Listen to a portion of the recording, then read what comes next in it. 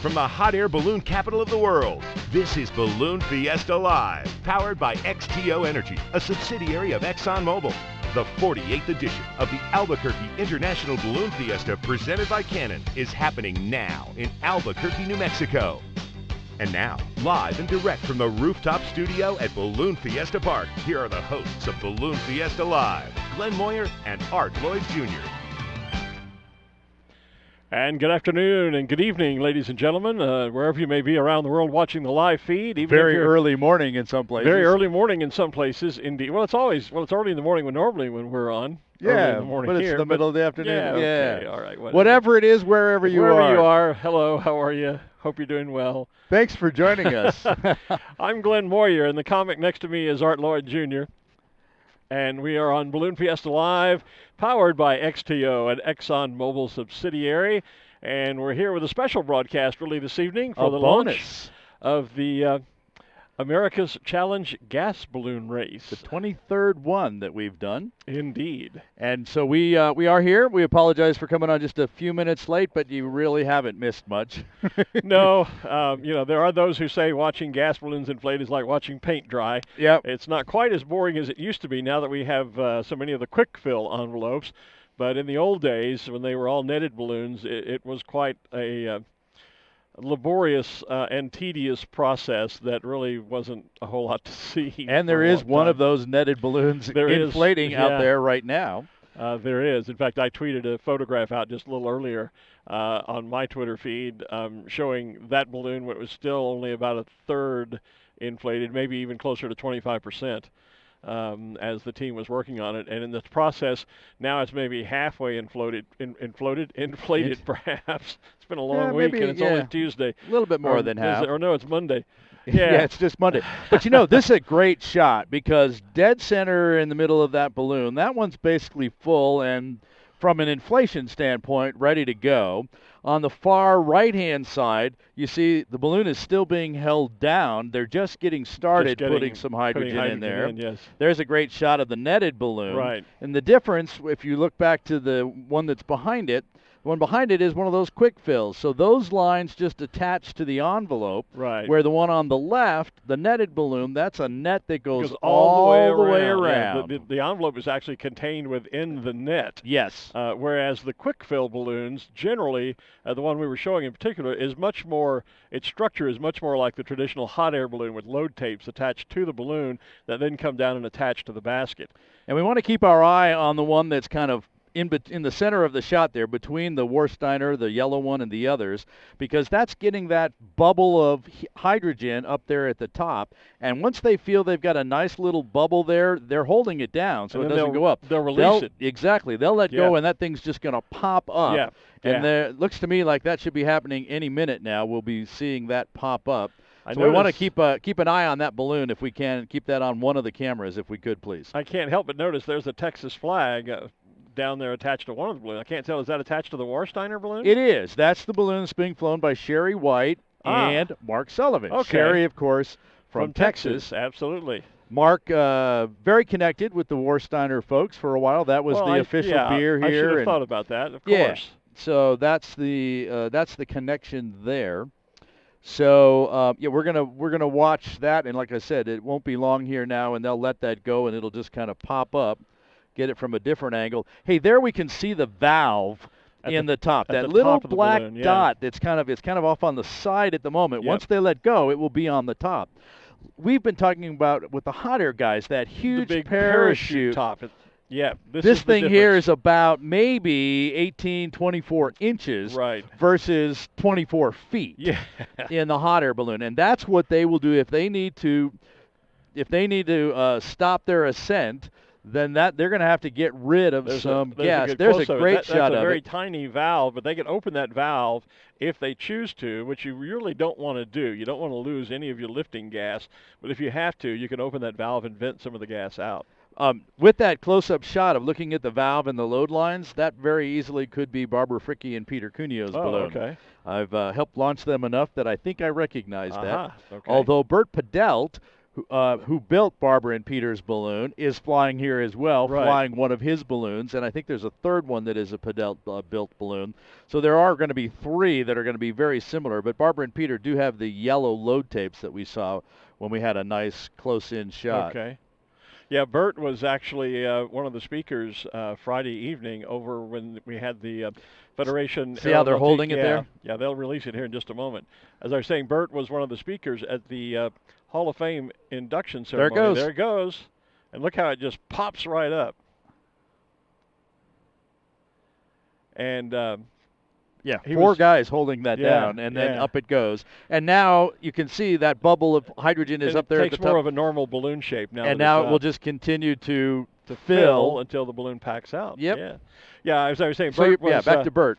Bert was one of the speakers at the Hall of Fame induction ceremony on Friday evening. He was speaking as one of the introductory remarks to the induction of Paulo Bonanno, who is world famous for his hot air balloon burner construction and design. And we were chatting with Ruth Lind, our intrepid field reporter for Balloon Fiesta Live, prior to coming online this evening. And she has an interview set with Paulo tomorrow morning. So looking forward to that already. All right. So joining us tonight in kind of our real gas expert, she's actually the media liaison, is Kim Vesley. She's been a reporter with us before, and she's actually down in there with the gas balloons, and we're going to be talking with her in just a few minutes. Let me see. Do we have her, Gary, or are we still? Oh, okay. Okay. So they've connected down there, so we'll be talking with her in a little bit. She's going to have a few interviews during the course of the evening with some of the. At some point, I'm sure she can't pull the pilots aside because they get quite busy now, but perhaps some of the support crew, the chase crews, maybe. Well, and what has happened here is they've loaded. That is Barbara and Peter there. Yeah, there's Peter in the So shot. you see all those sandbags on the outside, and inside the basket is another set of sandbags. In Barbara and Peter's case, it's kitty litter boxes, and it's the weight that will be replaced by the pilots once they get inside. Right.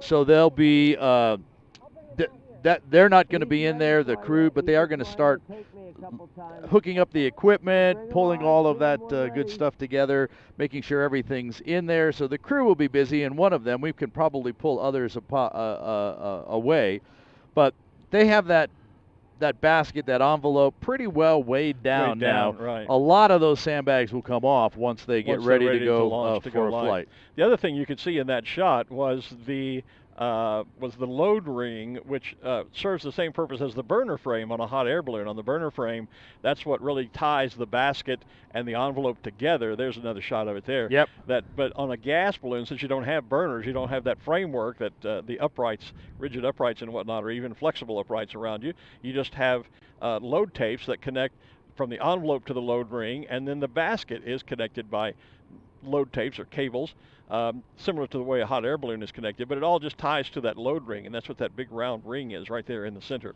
That's exactly right. And then there's all these lines that come down through there. There is the line that goes to the vent that we talked about. Right. There is the 2 lines that go to what Barbara affectionately refers to are the poopsies. And those are those, in fact, we see them right on the balloon on the right. Dimples on the top the 2 of the little balloon. dimples, we see it on that balloon. Yep. You can see them, actually you can see it on all 3 of those. Those are all, they all look like Pedelt balloons actually. Maybe not the one in the back.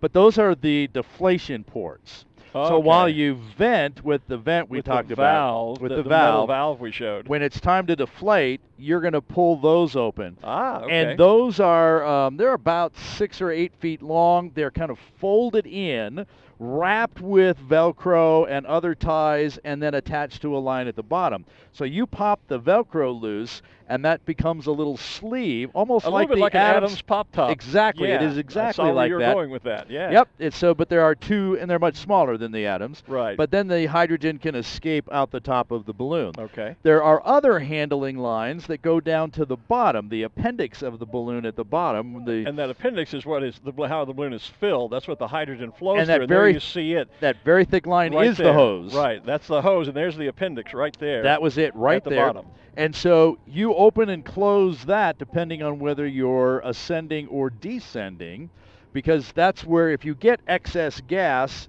that's going to expel through that bottom. Through the bottom, yeah. And so if you're maneuvering, and I'm not a gas pilot, I've done this a few times, so I have to make sure I'm thinking and explaining this correctly.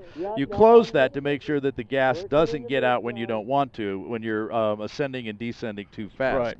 There's also a thing called an anti-sail line, which I wish I could explain that one. Maybe we'll get one of the pilots to explain an anti-sail. I'm not a gas pilot either, so we're getting into areas that are well beyond my expertise, other than just my general knowledge. One of the other interesting pieces of equipment they carry on a gas balloon that we don't use in hot air ballooning is a trail rope. Yes. That's used at landing. Trail rope or drag rope. Drag rope, yep. And that is a big, heavy, long rope that is tossed overboard, and it drags along the ground as the balloon is preparing to land, and it helps to slow the balloon, and it also is a bit of weight control.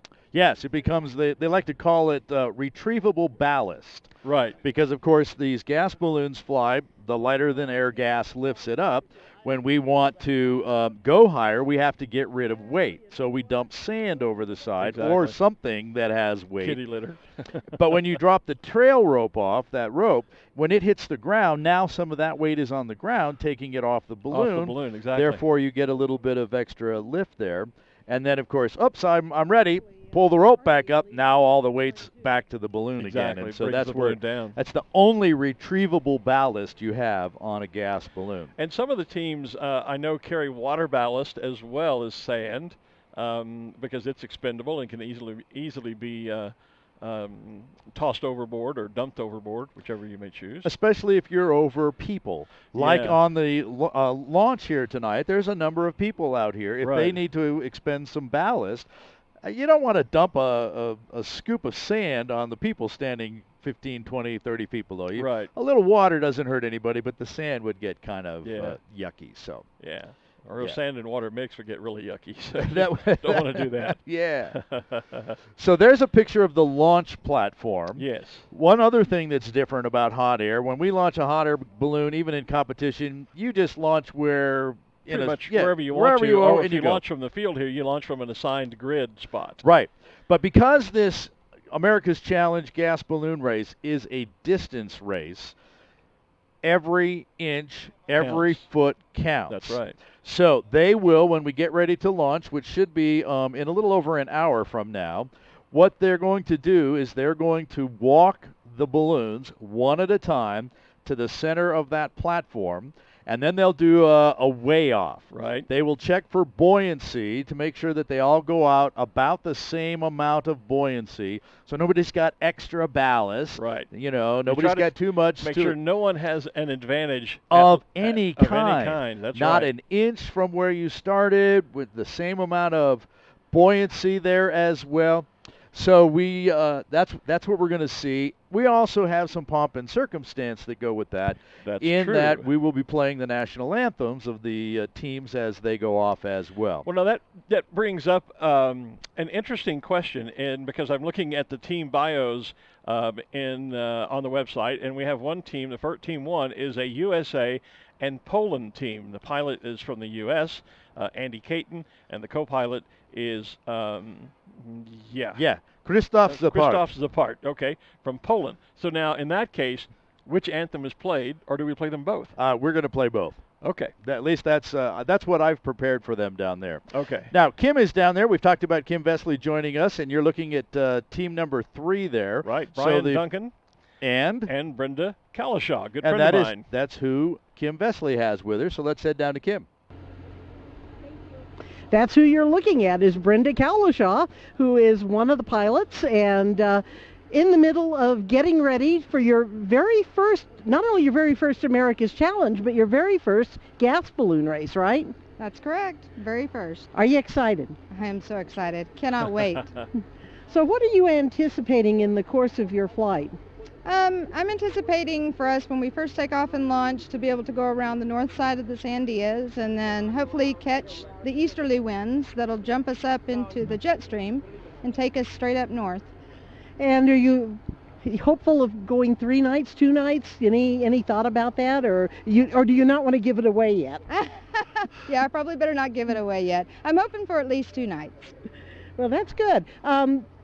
You trained in Germany, right? That's correct, with Willie Eimers. And what was that like? It was awesome. He has so much skill, so much knowledge. He is probably the world's most knowledgeable person when it comes to gas ballooning. So absolutely, it was fantastic. All of our flights, the last 3 years we've gone over there for training flights. What made you want to get into gas ballooning? Oh, I wanted to really start getting into gas ballooning probably about 10 years ago, but it just didn't work out at that time. It just seemed like a new facet. I've been flying hot air for, at this point, 23 years, and so I've been flying hot air enough that I was ready for something new and to try something new, and once I flew gas the very first time, that was it. I was hooked. Well, it's a wonderful sport. I know you've flown. This is not your first flight out of Albuquerque, right? Correct. We flew last year out of Albuquerque. We were the only balloon to fly in Albuquerque, or actually in the United States, in all of 2018. Oh, good heavens. I didn't realize that. Mhm. That was the only flight in 2018? Correct, in all of the U.S. Wow. And you flew with Peter and you landed in Texas, right? No, we landed here in New Mexico. We ended up getting caught up in thermals and ended up not being able to go as far as we'd hoped. Oh, yeah, that's the one. Oh, I remember that now. Yeah.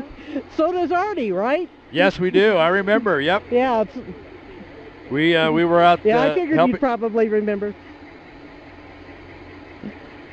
Yeah, so anyway, I'm going to let Brenda go, but good luck to you and have a wonderful and safe flight. Hope you and Brian have a great time. Thank you very much. Look forward to seeing you guys in a few days. Kim, Well, tell we look forward to seeing you too and hearing all the tall tales. All right, will do. And Kim, please tell Brenda I said best wishes and have a safe flight. She's a very dear friend of mine. I will do that. Thank you. In fact, they were discussing that Brenda and Brian have done some training over in Germany with Willie Eimers, who is one of the top gas pilots in the world. And Brenda has very kindly written a couple of stories for Ballooning Magazine about her adventures. One flight they launched out of Germany and in a rare direction went westward across Europe and crossed the English Channel and landed in England. After taking off from Willie's place in Germany. Yeah. And so, Wow. they have done some really brilliant flights, and Brenda has been so kind to share some of the adventure as she's been training, she and Brian together, and learning to fly gas balloons, and they've had some great flights, so I wish them all the best, hoping, personally, they would be my favorites to win, just because I think it'd be such a thrill for the Your two sentimental of them. favorite. My sentimental favorite, There, yeah, you because bet. because Brenda's a very dear friend. I understand that. And like Several of the pilots out there are very good. Yeah, well, it was Sherry kind of White, like we know most of them. Yeah. Mark and Sherry, of course, are very good friends. Peter and Barbara are very good friends. I know Andy Caton well. I know several of them, but yeah, Brenda would be my sentimental favorite. She's just a great friend. As she mentioned, they're kind of new to the sport of gas ballooning. Yeah, so it'd be nice to see the new kids on the block do well. Do well. Yeah, we don't wish ill will to anyone. No, I don't mean that at all. I didn't think you did. No, not at all. So, look at the. I didn't realize that the Warsteiner balloon has a registration number that has ABQ in it. on it. Yeah, how about that? Yeah. So it almost looks like that maybe it was re-registered because you could see. Yeah. This appears to be an older registration that's now covered in yellow. Yeah, so it would have been a D, and that does look like a D dash. Something. Yeah, maybe an O or something, but now it's just yeah. That's interesting. That is interesting. I don't know if maybe it's DOABQ and they just changed the colors. It could be to make that happen. The nice thing about that is we're going to be able to, we joke about the multicolored hot air balloon. Well, now we're going to be talking about the white gas balloon. Yeah. At least there's one yellow one out there. Yeah, at least there is one yellow one, yeah. Well, we can refer to the netted balloon as well. And there is, there's a couple of different manufacturers of quick fills out there. You know, you and I have worked together too long already because we finish each other's sentences and know where the other's going before you start, because I was just calling up Team 6, and that is Al Nels and Andy Baird, and they're flying a balloon that looks, if there ever was a balloon that would be claimed to be a UFO while it was flying, it might be this. This is a new model, fairly new model of Cameron built gas balloon. Andy Baird, of course, with Cameron Balloons USA here. And I think David Himpleman Adams was the first to fly this style of gas balloon in the Gordon Bennett just a couple of 3 years ago, maybe less than that, maybe 2 years ago. and it is a very different balloon. You see how we have a picture of it on the website. I believe it's the one right behind the yellow Warsteiner in the center. I believe that's the one that's inflating now, perhaps? Yeah, you Could can't be. quite see the shape you see in the picture. Oh, here we go. Here's another one popping up. Yep. Oh, look at the nice big end numbers on that one. We have to. Yeah, there's a and the French German flag. balloon, a Dutch. There's a D registration. There's an F registration for France. And the one that and just the one stood that up just is popped France. is an F registration. Yep. But we'll talk about the Cameron balloon more when we see it. But it has, instead of the appendage that we were showing earlier and the teardrop shape that looks very much some of these quick fill balloons, particularly the Burt Padelt built balloons, look very much like a hot air balloon in shape. The Cameron gas balloon looks very much to me like an overstuffed pumpkin or even a flying saucer. It's a unique shape, and you'll get to see it here tonight, I'm sure. But as you were saying, there are different manufacturers out there. Burt Padelt's balloons are quick fills. Cameron here. Warsteiner is an older style balloon, and the netted balloon is probably the oldest of the three. And I think, is that the Austrian team that is flying the netted balloon? I haven't. I think it is. I'm just looking through our team bios, and it looks like maybe is that not the netted balloon? No, not according to our end numbers here. We'll ask Okay. Kim here in a second. In the meantime, Kim has snagged another one of our pilots, one of our friends, Andy Caton. Yep. Kim. Hi, first of all, Glen and Art, say hello. Hello. And this is Andy Caton, who is the two-time champion of the America's Challenge and has been as high as second in the world, right? Correct. Took second place 2 years ago. So without giving away any secrets that you don't want to give away, what do you think about this race coming up? You got any great plans? My plans are probably pretty much what everyone's going to do. We're going to be able to enjoy this race by staying low, which is very rare. When I say low, but 10,000 or less. And we should be moving rather fast the entire race. And it's almost ideal conditions for a gas race because we won't have a cloud cover, which means the balloons won't be popping up and down during the daytime, which will save us lots of sand and gas. And I think everybody's going to end up close to the Great Lakes before people start landing. And what are you thinking you might do? I've seen some trajectories that go a long way into Canada.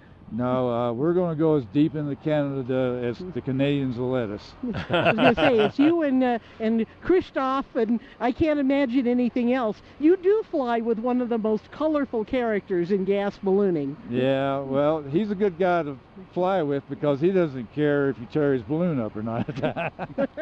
And that means a lot because most people can't afford the balloon, and they damn sure can't afford to tear one up. And so you have to be, you got to baby the situation. And Christoph, he doesn't care. And, if you tear up the balloon, as long as we win, it's worth it.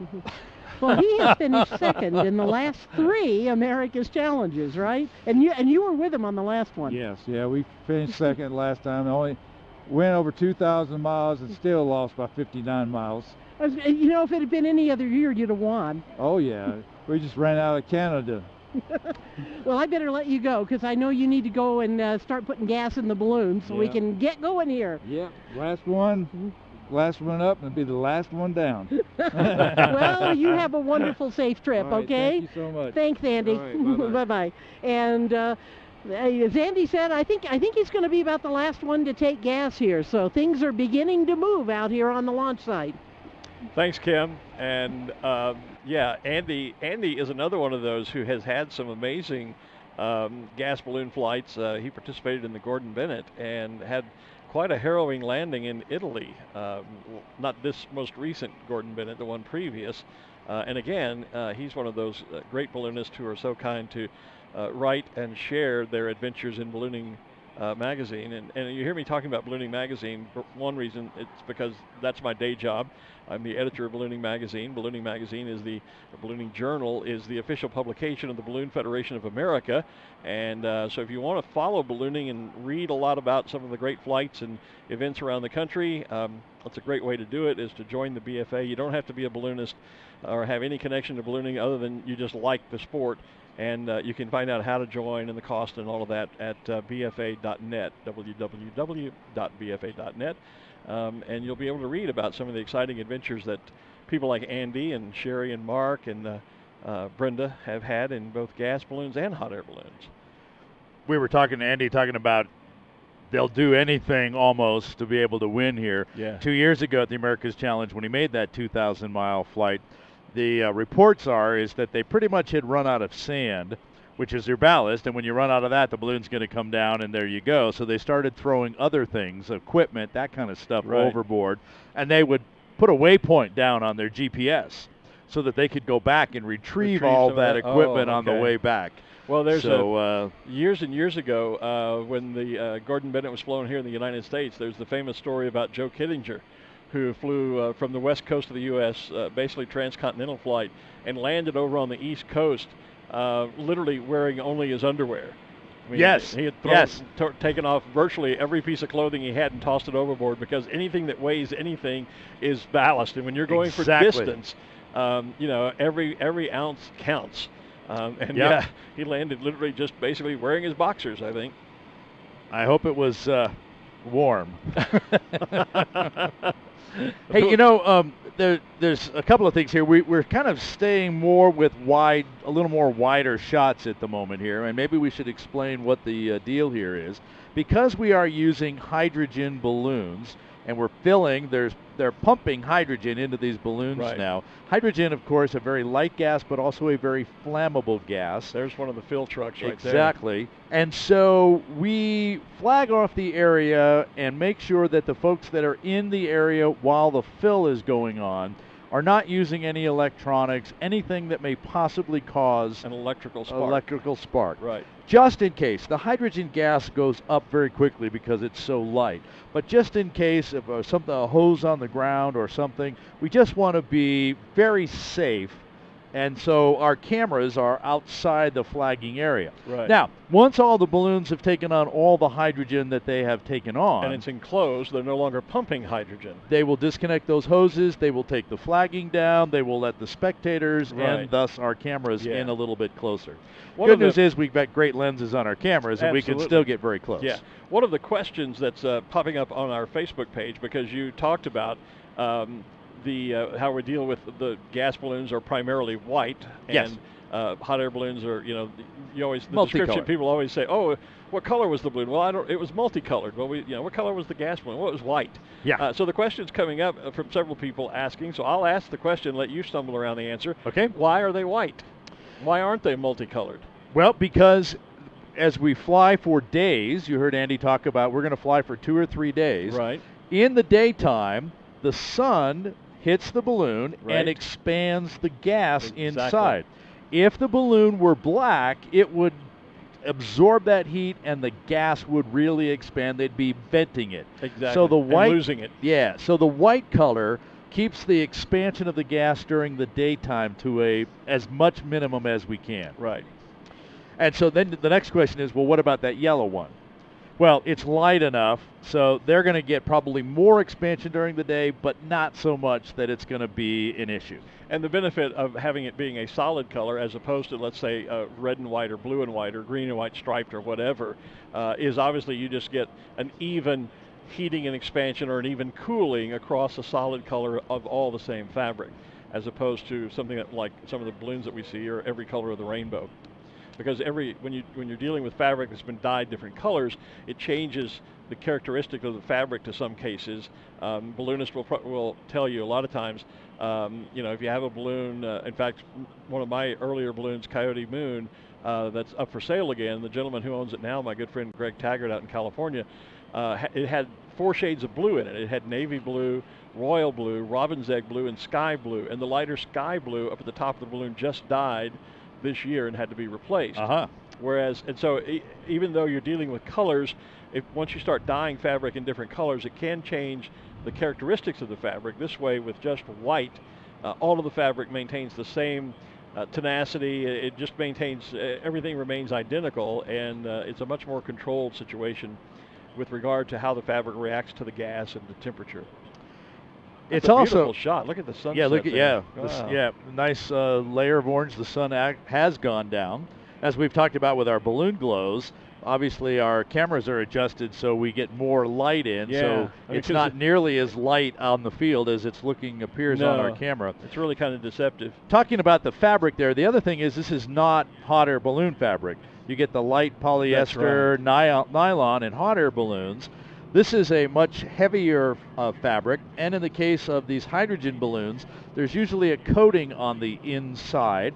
And actually, many of those load tapes, those lines that connect the load line up to the envelope, they actually have some metal in the tape to be able to deflect any kind of spark and disperse it so it just. Oh, okay. Yeah, so it's when you touch something, you get that static electricity. Static electricity, yeah. So these have the metallic Velcro is the name I'm trying to think of that goes in there, so that it's all connected and all grounded, and you don't get a spark in any one place, but it actually attempts to ground it somewhere as we move forward. Now, there's the balloon on the left there. There's someone climbing up on the load line there. Right, they're standing on the load ring, literally. And I think what's happened here is the fill line has gotten, there he goes. The fill line has gotten tangled in one of the load lines, so you climb up there he goes, and now it's loose. Yep. One of the things that we've talked about previously on our hot air broadcast, and it's a good time to mention it now because I just saw one of the comments on our Facebook page says that two of the teams, let's see if I can get back to it. Well, I guess it's not important, but anyway, two of the teams already had their tracking turned on.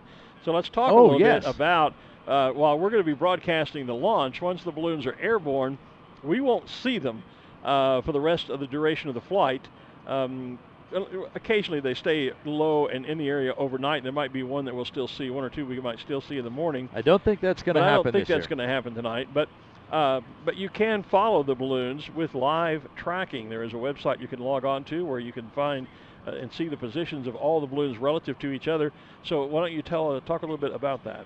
So if you go to balloonfiesta.com, you click on balloons and the America's Challenge race, the tracking map comes up right there on the page for you. And so you'll be able to watch and see where they're going that way. If you are attempting to watch and track the race on your mobile device, you're going to want to go download the YB Races app. YB, like in yellow banana, races. It's a free app, and then you're going to add a race, and most likely, I think we're the only active race on the app at this point. Probably. So it comes up at Albuquerque International Balloon Fiesta. You tap on that, you'll be able to watch it on your mobile app. If you hit the web page on your mobile app, you'll get a, whoops, you should be using the app. And that's something with YB Tracker. It is a new tracking system that we're using this year. Okay. We've used ham radio trackers in the past. Right. And now we're using a satellite-based tracking system from YB. It's the same one they use in the Gordon Bennett. Gives us a lot more accuracy. And for the first time, we're actually going to start reporting the altitude as well. So you're going to be able to see how fast they're moving, where they are, what their altitude is, what direction they're going. A lot of great information about their position. Again, YB Races is the app you want to download on your Apple or Android Google device. Or you can just go right to balloonfiesta.com, click on the America's Challenge page, and on your desktop, the map will come up. And yes, there are a couple of trackers turned on. I'm checking the tracking page right now. Well, and I apologize. I was just checking. I realized that I'm watching our live feed on my iPhone so I can interact with the comments. And I've got the team bios pulled up on my iPad. And I realized I kept hearing this background chatter going on. I realized it was my iPhone. and our camera assistants are sitting here laughing at us now as we're doing this, the young ladies that work camera. You could have told me it was my iPhone making all that noise. I think I called her a camera assistant. You're both actually camera operators, right? Yeah. Okay. Yeah. Apologies. Pat, I'm not sure what's going on with Didn't mean to demote you by any means at all. Yeah, I'm sorry, Pat, that you're having a problem getting that YB app downloaded on your mobile device. You might just kind of refresh things and start, or unfortunately, if you just grab the an actual web page on a computer, you'll be able to see it there as well. Of course, Kim has been posting some updates as we go through the preliminary to this race, and she'll continue to post those throughout the event as well. You'll be able to see those on the America's Challenge webpage on the same link where the tracker is. So if you want to bookmark that page, that would be a great thing to do. Yeah, it's too dark for me to capture anything out there with my iPhone, but we have this great monitor right in front of us. So I'm going to do like some other folks I've seen on social media doing. I'm going to grab a few screenshots and then post those up on my Twitter feed and on my Facebook page. We can see now the netted balloon in the kind of in the forefront of all those, and it does have an F number on it, right? Which means it's from France. So that's Eric, and I never took French in high school. Well, hang on a second. Team 2. Team 2. Team 2. Vincent Lays is the co-pilot. Vincent, very experienced gas pilot. Yeah, Vincent is. I think he's a multiple-time winner of the Gordon Bennett. Actually. It is. I didn't take enough French to know that. I could try it. Eric Desiers. I'm not sure if that's true or. We know.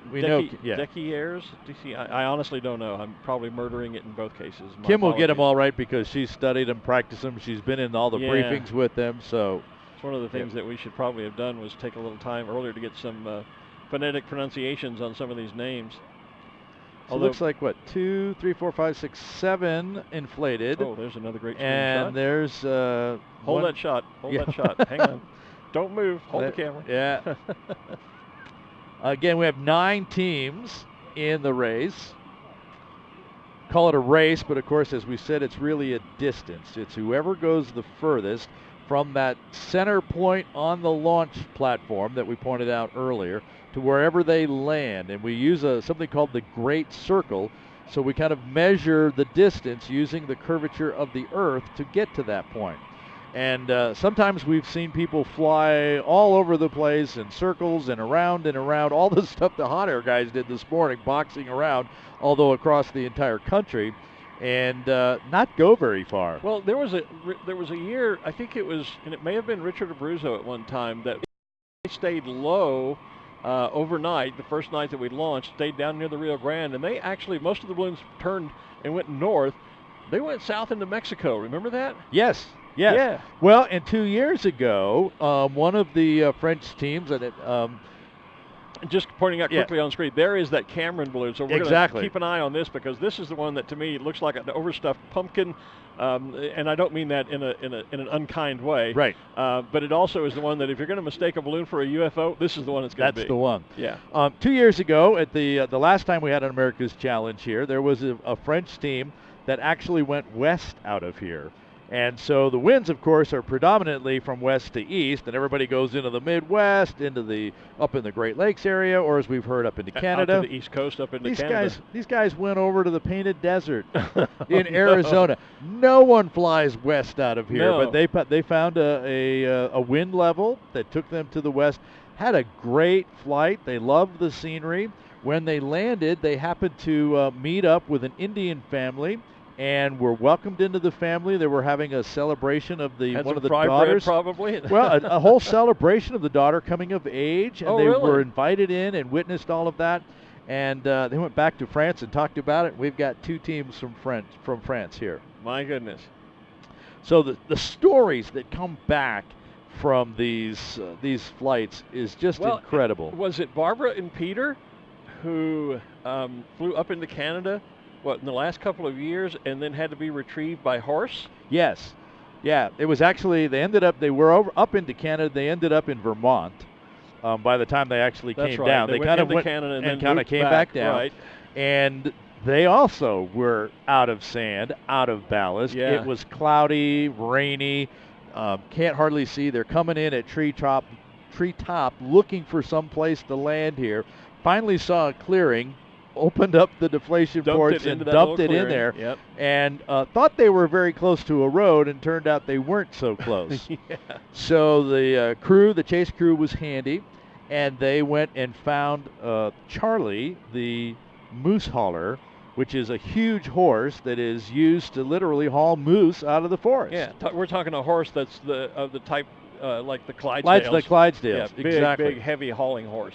They into town and found that people who bought trucks in that area took the bed liners out of the back of a pickup truck. Right. So they hauled one of those beds into the forest, got as close as they could, hooked it up to Charlie or Golden. Can't remember which. I don't recall. I don't remember the name now. Anyway, they But hooked it up to the horse. Drug it in. They had packed the envelope into the basket, so then they just put it in the bed liner. Yeah.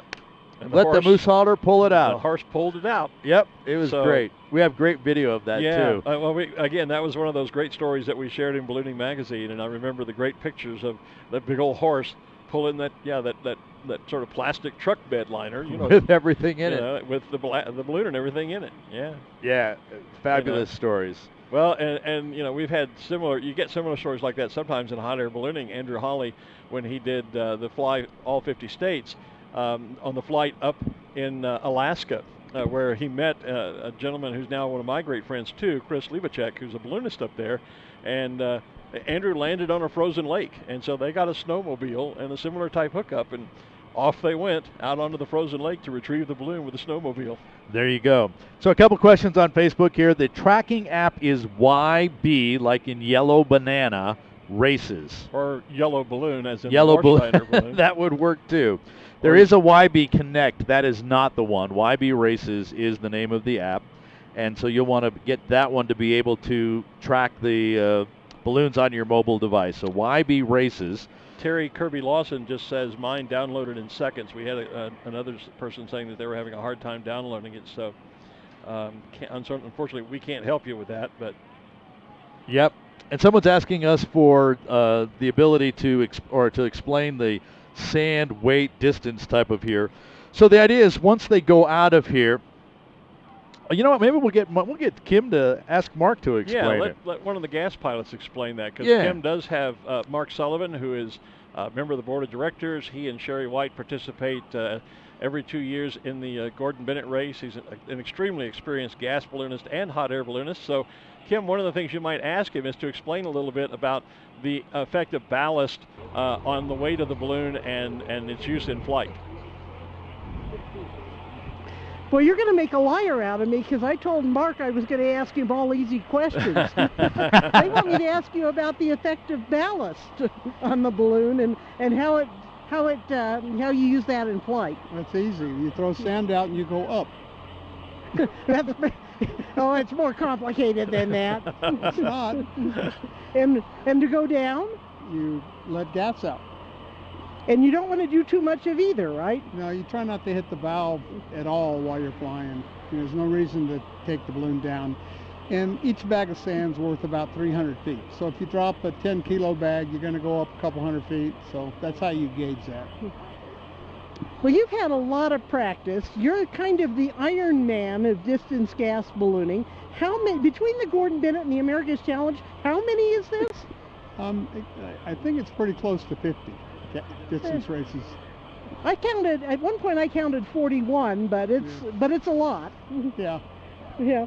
So, and you're the founder of the America's Challenge as well. Whatever gave you the idea? Well, just flying distance in the Gordon Bennetts in Europe, and thought we ought to have something here in the United States. And this started what year? 1995. Wow. So, and we were both a lot younger then, weren't we? Yeah, a little bit. So what are your thoughts about this flight? What are you and Sherry planning? Oh man, this is a hard one. We're going to get up towards the Great Lakes region. There's a front coming in from the west coast, and it's tightening the gradients up, so it's going to make a lot of speed. Somebody wants to go a long way, they're going to be able to do it. I mean, way up into Canada. So I don't think we're going to try that, but those guys there will. I don't know. Those competitive juices start flowing. I've known you for a while. Yeah, I don't think this time. I got a sore arm. I got a doctor here. Well, you just have a wonderful flight and be safe and send us back lots of nice pictures and stuff, huh? We'll try. Hey, Kim? Well, thank you. Good luck and have a safe flight. And wait a second. Say, what, Glenn, is that you? Yeah, one of the questions on Facebook, someone's asking how many bags of ballast do they start with? How much ballast do they start with? Okay. Okay, we can ask that. How many bags of ballast do you start with usually? We're guessing we're going to start with right around 40. 40 and how 10 much? Kilo. 10 kilo. 900 pounds. Okay. We'll take 900 pounds of sand out of here. And you'll be probably through most of it by the time you land, right? Yeah, oh yeah.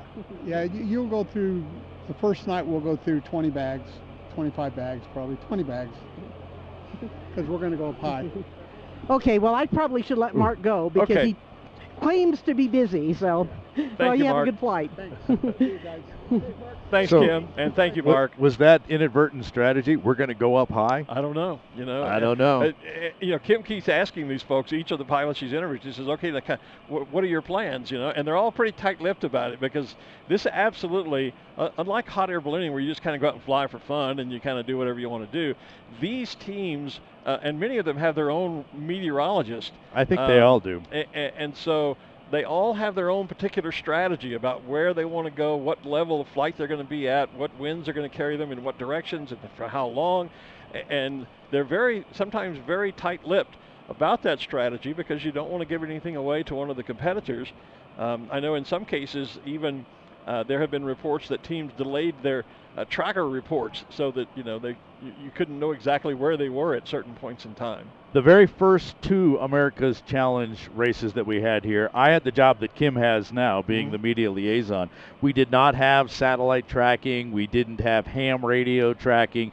We depended on reports from the pilots and from the crews as to where their balloons were. Right. And even then, we delayed those reports a minimum of 3 hours before they gave them out because of the strategy pieces. Yeah. Now, of course, anybody's going to be able to tune in and see where they are and what they're doing at any given point in time. And even the other balloons, if you're up in the balloon, you can potentially log on and You can. see the tracks of your other competitors. That's actually one of the features of the YB trackers that we have in these balloons. Because they're connecting to the Iridium satellite system, they have some internet connectivity, albeit kind of slow and expensive, but they do have internet connectivity through the tracker app that they're carrying. So I want to give a couple of shout-outs to folks that are on our Facebook feed here. Sabrina Handel, we've talked about her flying hot air here. She's over here from Germany. She's checked in to watch. And for the production crew here, Stephen, our normal director, he says you guys are doing a great job. So, thank you, yeah, Stephen. he's watching from work tonight, and Gary's down there directing for us. Don Henderson is asking about when we talked about way up into Canada, are we talking in the Arctic? The last map I saw, which was like 4 days ago, the track could definitely take you up pretty close to that circle up there. You have to land on land. Water doesn't count.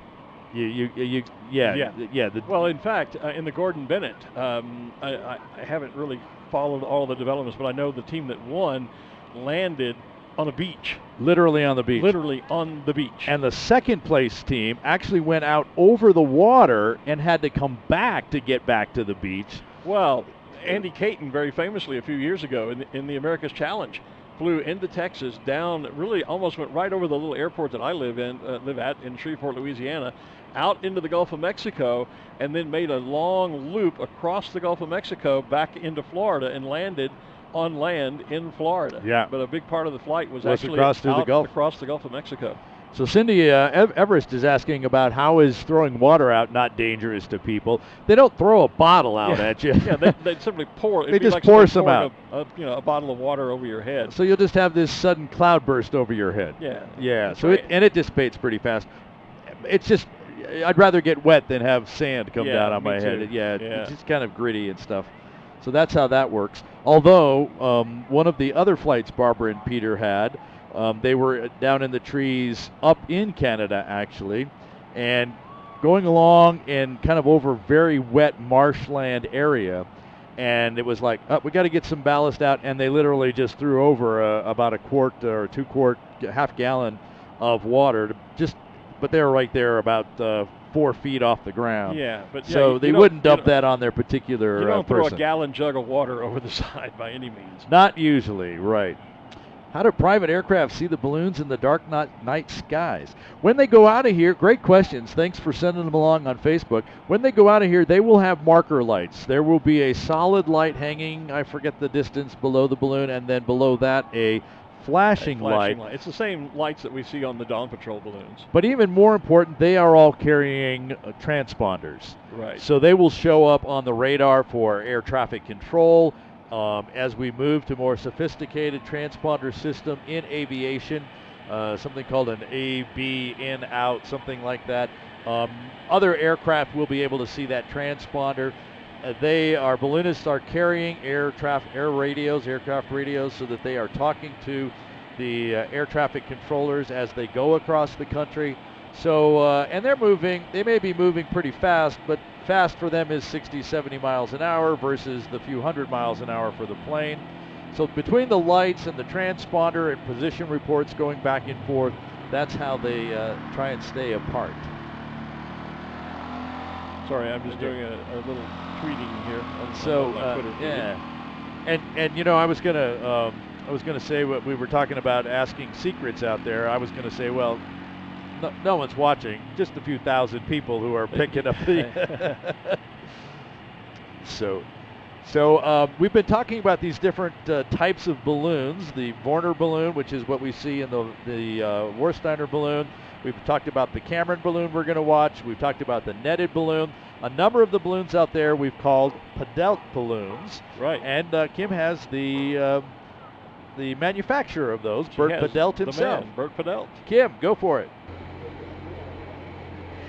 Well, hi, this is Bert Pedalt, who is not only flying in the America's Challenge, but is one of the great balloon builders.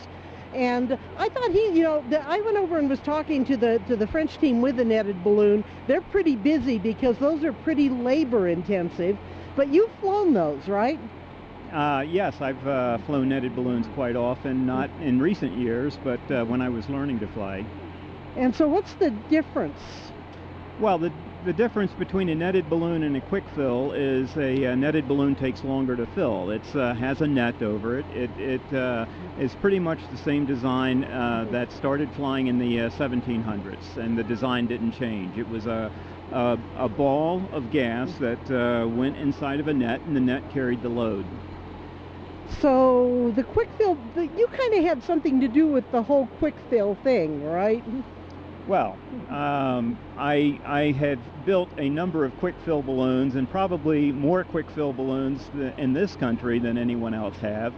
I can't really take claim to being the inventor of a quick fill balloon. There were other people that came up with the design, Don Picard being one of them. But I took the design and put a little bit of my own design into it, and was at the right place at the right time. Well, you were one of the forerunners or pioneers of trying to get hydrogen-capable balloons in the U.S., and which is part of the reason we're here now, because you can't get helium at any price anybody can afford. No, the future of gas ballooning in this country now is flying with hydrogen. It is, and so that's what we're doing. Our balloon club in North Carolina is promoting it with our club, and we've found some sources that are selling it to us at a reasonable cost. Anything we can do to promote the sport. I was taught when I learned to fly by Tony Fairbanks, who was a pioneer. His words to me were always, whatever you can do to promote the sport and keep it going. And you have been for many years one of the great promoters of the sport. You've flown in a lot of these America's Challenges. You've been as far as, your longest flight was what, like West Virginia or somewhere? Yeah, I think we flew to West Virginia in 2001, I believe. Got any sneaky strategies that you want to share for this race? I'm not a real strong competitor. I've flown in 2 Gordon Bennett's, and I'm proud of that. I've had some nice long flights, but I've always competed against the weather and not against the other balloons. I like to find a place that is safe for landing, and I'll do anything I can to get to that spot.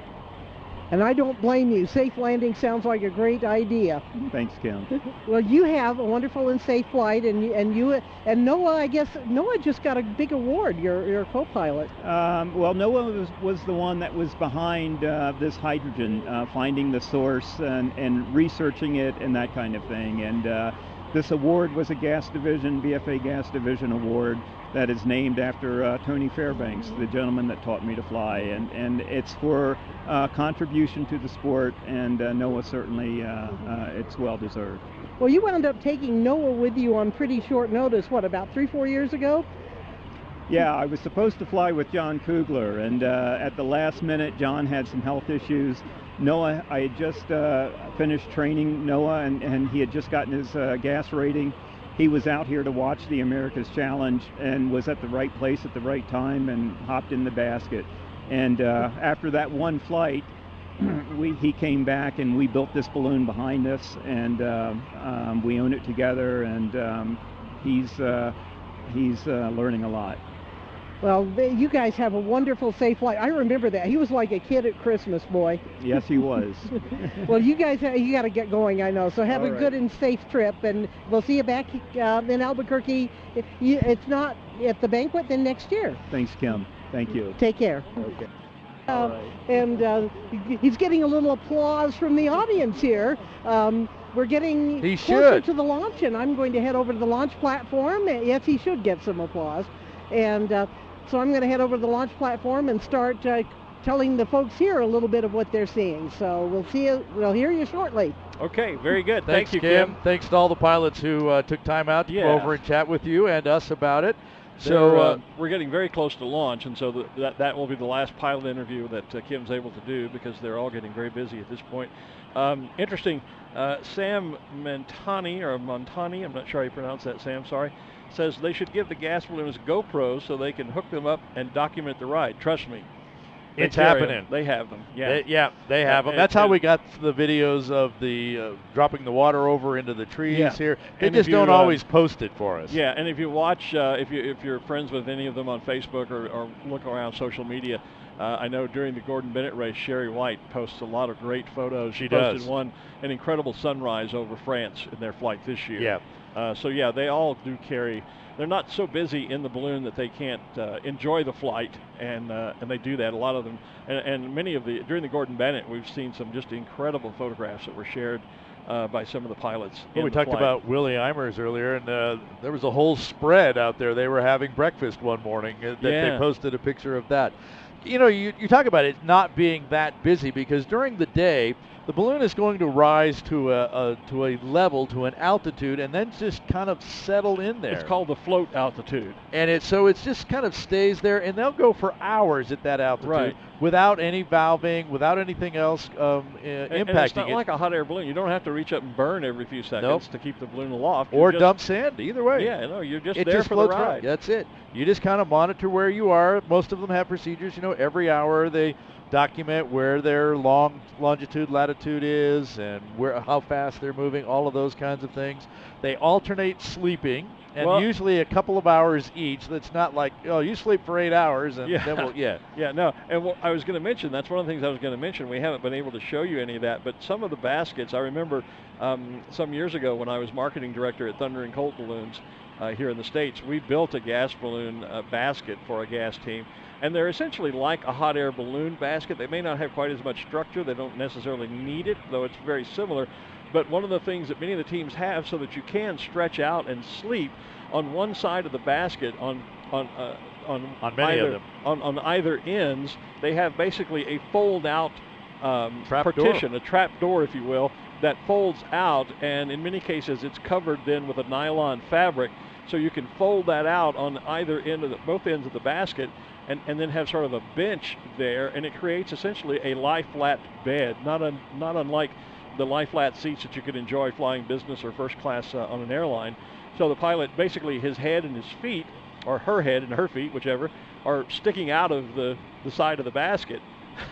Our camera operator's eyes just got really big. I see that deer in the headlights look. It's supported, but it's hard to describe. But yeah, it's basically like a little flap that folds out so that you can stretch out flat and stick your feet, and if need be, your head out either end of the basket. Most and of the sleep. time it's your feet. Most of the time it's your Yeah, feet, but it's you know, your if you're a tall pilot. Yeah. So we talked about you talked about GoPros.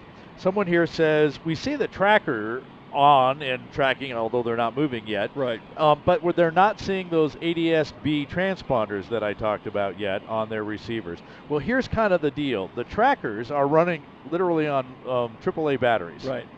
And so those are turned on. That's a battery when the battery runs out, and we don't anticipate the batteries running out over our flight here. The equipment is such that those will last. GoPros and the transponders are going to run on some sort of other power or need to be recharged. So that means you have to now carry some charging mechanism with you. So you get into this, and so you get into this conservative mode on your electronics. Remember, we also talked about aircraft radios. They have their satellite phones usually, their cell phones. So many of them will carry a solar panel to recharge those batteries during the flight, but you leave the equipment turned off until you need it. Right. So I don't expect to see those transponders on until they actually get in the air. Until they're airborne, when they have to have them turned on by regulation. There's no point in having them turned on right now, sitting on the ground using up valuable power. You're absolutely right. And a lot of the teams do carry a solar panel that either can be mounted like up on the basket, or in some cases it's just dropped off the side, hangs below the basket, and it collects sunlight and works to charge your batteries or your battery-powered equipment by solar power while you're in flight. A while ago, there was a question on there about how high can these balloons go? And someone actually answered 20 to 30,000 feet with oxygen, and I'm going to correct that a little bit. Legally, these balloons can only go to 17,999 feet. They cannot cross into the 18,000 foot altitude. At 18,000 feet, we go into what we call Class A airspace. That's right. And you have to be under instrument flight rules, IFR, which means you're controlled by an aircraft controller on the ground who says you're going to go this fast at this direction at this altitude. Right, and you can't do that in a balloon. Can't do that, so we have to stay below 18,000 feet, so 17,999. Now, the oxygen part is definitely correct. Once they get above 12,500 feet for any length of time, the pilot needs to be on oxygen. Right. And once they get to 14,000 feet, everybody in the balloon has to be on oxygen. Yep. So they do carry oxygen for when they go above that level. But there is the balloons could go higher, but not legally go higher. Legally go higher. And as you heard, I forget which, I think it was Andy Caton talking about their plan was to stay low, 10,000 feet or below, in which case they will not need oxygen on this flight, but they'll have it in the event they do go high. We actually, a group of us in Longview, Texas, some years ago, Dr. Bill Bussey put together a group, I think, of 6 or 8 of us in hot air balloons, and we did a flight with the goal of reaching 18,000 feet. Oh, yeah. We got a waiver from the FAA so that we could enter that airspace. We all, of course, did have oxygen on board. And I think Bill and I believe Pat Harwell both made it up to perhaps over 20,000 feet. I was carrying one of my crew chiefs with me, and I'm a fairly big guy, and he was too. And I got to about 13.5, and my balloon at max temp wouldn't climb more than about 200 feet per minute. Basically, I had topped out the performance of my balloon, so I was at 13.5 thereabout, and had to drop out. We went back and we went into a descent and went back down and landed. But a few of the guys did get up to. I think maybe I was the second lowest balloon. I don't recall now, but anyway, I know that Pat Harwell and Bruce Bussey both got up very near, if not above, the 18 to 20,000 foot mark. But we had a waiver from the FAA, sure, a special permission to make that group flight. But hot air balloons can go high as well, but we're under the same regulations. Above 12.5, the pilot must be on oxygen, and above 14,000, anyone in the balloon has to be on oxygen. So if you think about that, with Pikes Peak in Colorado being about 14,000 feet, if you fly over Pikes Peak, you're on oxygen. And there is an annual hot air balloon flight done where there's a group of balloonists get together and they do fly over Pikes Peak. That's it. They fly over the Continental Divide, too. There's a flight done there. I love this shot we have here. Look, there's Look all 9 balloons lined up. Yep. And most of them are full as they're going to be. There's a little bit. You see the 2 hydrogen fill trucks in that shot. Hold that shot. Don't move. Don't move. Hey, truck, pay attention. I'm directing from up here now. Up here, yeah. So we've got about 2 that look like they need a little bit more hydrogen before we'll be able to remove the trucks and the hoses and actually open up the space. And the third, if you look right to left, you have the group of 3 quick fills, then you have the 3 balloons that are a little rounder in shape, then you have the group with the Warsteiner balloon in the middle. On the back side of the Warsteiner balloon, that is the Cameron balloon. Yep. And that's the last, one of the last to take gas, and they're not yet full because you still don't see that rather unusual appendage at the bottom of the balloon. And the other one that's not quite full is on the far right on the far back side as well. So the far right, the far left in the back row, those 2 balloons are the 2 that we think are still taking gas. And right in the front end of the middle row, that's the netted balloon. You can definitely see the different shape in that one. That's the netted one. Yeah. You know, we didn't finish talking about that. As they go through those down diamond types of things, at some point, down a diamond, at some point, the balloon obviously starts getting above the net, and then they have to bring all those sandbags in. All those diamonds have to get collected and then attached to the basket. Right. On all the quick fills, they do all the attachment before they put any gas in the balloon itself. And when we're talking about diamonds, people that are not familiar with gas ballooning, the old net style balloons, as the balloon is inflated and expands, the net around it expands, and the net is literally constructed of diamonds of what is the net made out of? That's a good question. It's a webbing or a rope. Nylon webbing rope type thing. Yeah. But so if we look, I was going to say, if we look here, we can see that those lines are literally attached to the balloon. Now they continually go all the way up to the top, but maybe we can get a close-in shot of the netted balloon. If we can get a close-in of the netted balloon, you'll be able to see the diamond shape that we're talking about. And when you inflate, there's a famous book written about gas ballooning called Down One Diamond, or One Diamond Down. I forget the title exactly. But the whole process is you have sandbags attached to the bottom of each row, each diamond. Because it's kind of a square. It's woven so it's a square, but when you put weight on it, it becomes a diamond. Yeah, and as the balloon inflates and begins to lift, the net has to go up with it. And so there you can see the diamonds. If you look in the light reflection just to the left of that balloon in the center. Yes. See that row of green lights there? Look above that. You can see a little bit of the diamond shape. That's the net, and that net surrounds the entire balloon. And so when you're inflating it, as the balloon, as you put more gas in and the balloon begins to fill, you have to go around and detach each sandbag at each of those diamonds one by one around the balloon, and then the balloon lifts up by one diamond, and that's where the term down one diamond comes up, because the sandbags are moved down one diamond and the balloon begins to fill itself up. So you can see the diamond pattern real exactly, well. And because that continues to go straight down on the sides of the balloon, that tells me they have not moved that in. They've not moved it in and gathered it yet. Yeah. You're right. Not attached it to because eventually that you see again to the left, you see how the diamond, you can see clearly how the net comes down straight from the side of the balloon. When they're ready to fly, that will be gathered in and pulled in just like the load tapes on the balloon behind it that comes down kind of to a point. The net will be gathered in that same manner and brought down and connected to the load ring in that same fashion. Because that load ring's only maybe about 3 feet, 2.5 feet round, and so that's obviously all the way out at the edges of the balloon at this point. Right. So they still got a little bit of work to get that connected.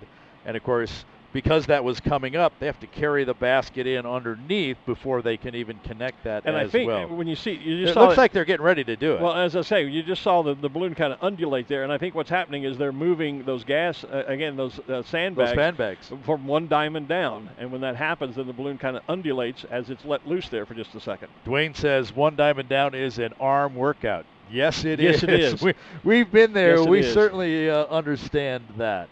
Just filling. Imagine, gas balloonists have support crews just like hot air balloonists do, and part of their role is to fill the sandbags. A gas race organizer will bring in this huge pile of sand, but then you have to go and fill your own sandbags. And you heard Mark Sullivan say they'll probably launch with 900 pounds of sand. 40 bags. That's a lot of sand to pack. But then again, while you're on the ground, you probably have double that just to keep you on the ground before you take off. So you fill double the amount of bags you're going to go off with. You take all those extras off when you leave, and so once you fly out, then the crew has to go empty all those bags that you use for ballast to hold you on the ground. We could build a beach here in Albuquerque probably. Actually, we have a nice storage area over there. When we do, Brenda said, they were the only ones to fly in 2018, and I believe her.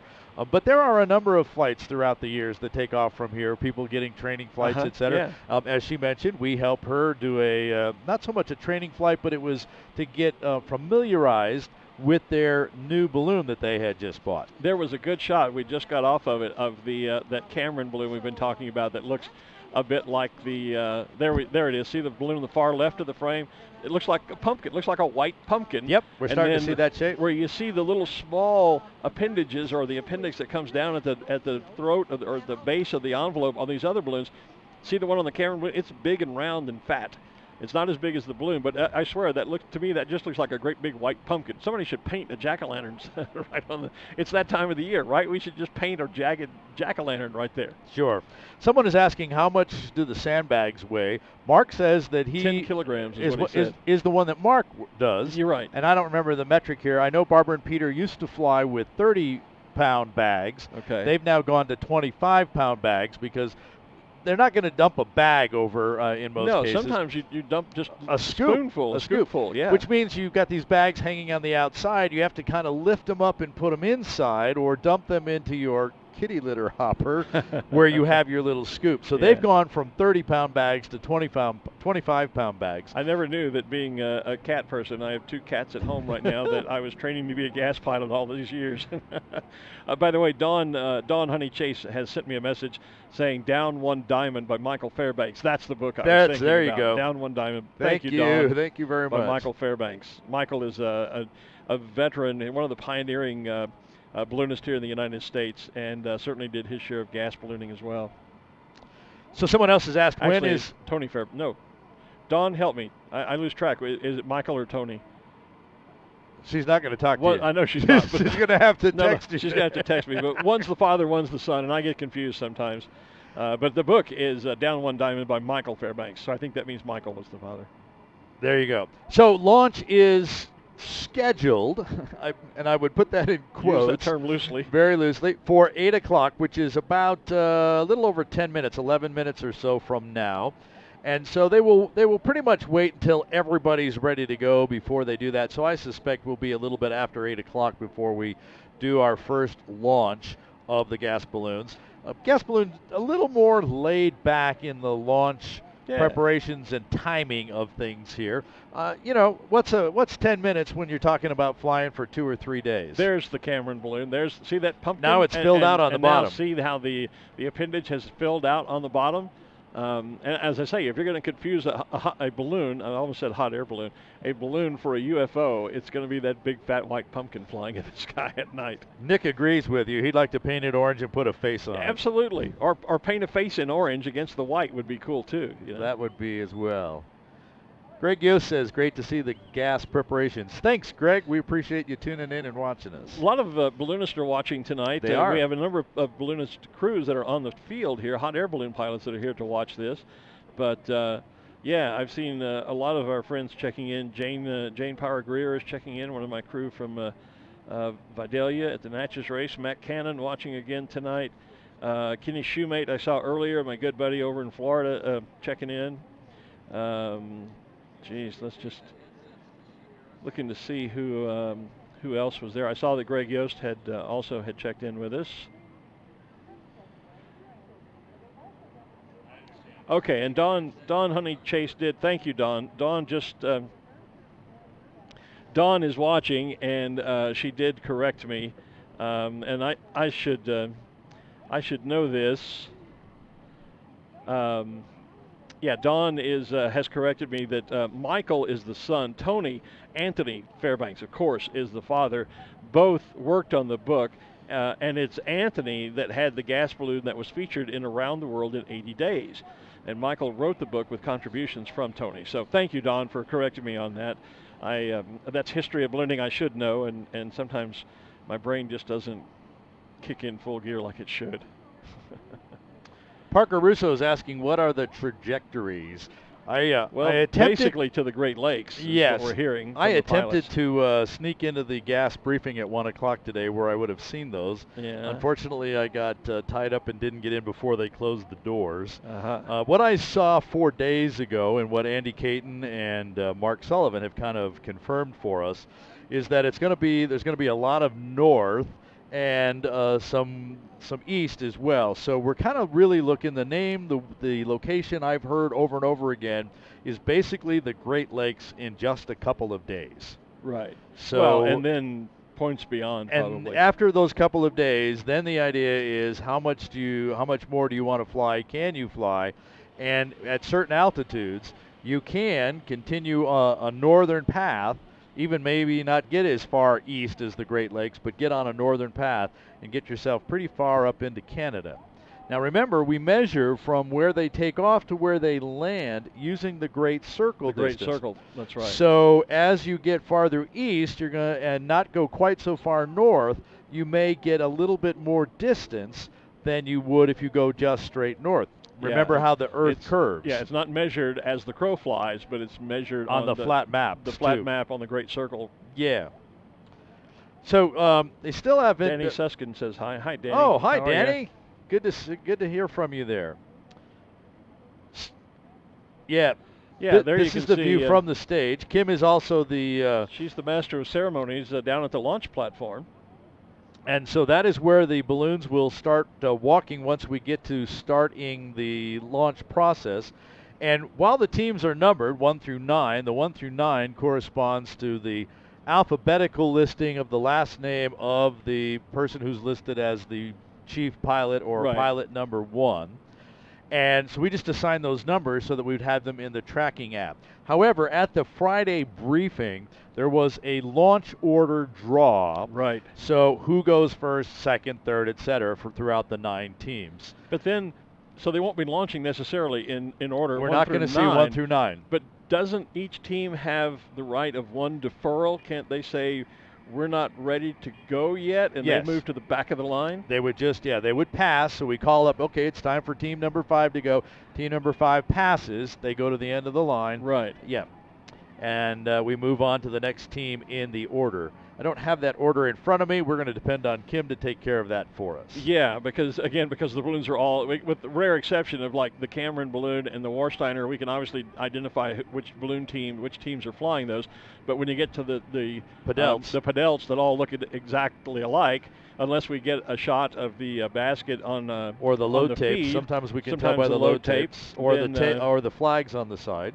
Yeah, but it'll be a little harder for us to identify those teams unless we get some sort of visual on screen that shows us, helps us to identify who the teams are. Closest to us on the right on that shot, I saw a Texas flag and the American flag. We know that Mark and Sherry are in the yellow Versteiner. That means that Brian and Brenda are in the other white one. Right, with the I saw the 2 Texas flags earlier. Nancy Engel has commented, Great Lakes area. The Cameron balloon could land at the factory in Dexter, Michigan. You're absolutely right. Yes, you are. Yeah, they absolutely could. Andy could stop in and check and make sure that all the employees are busy at work there. Many of them, of course, are right here at Balloon Fiesta because Cameron has a very nice display here on the field, along with several of the other manufacturers. But she's right. That's where the factory is. So we can see that there is the winds here that were a little brisk earlier have definitely calmed down. Well, I saw a wind report on Facebook. Someone said the winds are 240 at 3 knots. Well, there you go. 240 degrees. I don't know if that was local to us, but I had the impression as I'm scrolling through some of the comments on our Facebook feed here and just catching up on some things. Right. We certainly appreciate all of those. Would a gas balloon ever land in a residential area? Sure. If one happened to be there. They're going to look for bigger, wide open spaces to bring the balloon down. Typically, because they're flying through the day, they will land more in the afternoon. Afternoons tend to be more breezy, which means when you come down, you're going to drag a little bit. And so they're looking for bigger, wider open spaces. And it's really amazing how compact, even though we think some residential areas are just man, just crowded. There are actually quite a few wide open spaces. It's actually one of the reasons that America's Challenge is so successful here. We have great distances that we can fly without interference from countries, having to go across country borders and all those kinds of things. In Europe, they don't go very far before they're going into another country. Right, and sometimes you run into radio communication issues, being able to language barriers, dealing with air traffic control in some cases. In some cases, countries, because of politics, do not allow the balloons to fly into their airspace, and so balloons have to be very wary. And in a couple of famous cases, the balloons have had to basically navigate very carefully between taking a path that would take them between or just beside the border of a country to not get into that country's airspace. I think that happened in last year's, not this year's, but last year's Gordon Bennett, there was one of those. Well, and years ago, we had the very tragic situation when a balloon in the Gordon Bennett, when a balloon team in Belarus was shot down and the 2 pilots were killed. And Mark Sullivan was flying in that race, and he was forced to land as well. Right. And Belarus was kind of a persona non grata in the ballooning world for many years, and depending on who you talk to today, perhaps still is. That was a very tragic case where we lost 2 balloonists that were shot down by military aircraft. The other reason is someone's pointing out on our Facebook page here, of course, when we land and have to release that hydrogen, we want to make sure that we're in a much wider area. While the hydrogen does go up very quickly, for a few moments there, it's kind of rushing out and going up as well. Thanks for the additional piece there as well. There was something else I saw in here. Well, I was going to say, Paul Kalick is asking, do they drop the empty oxygen tanks?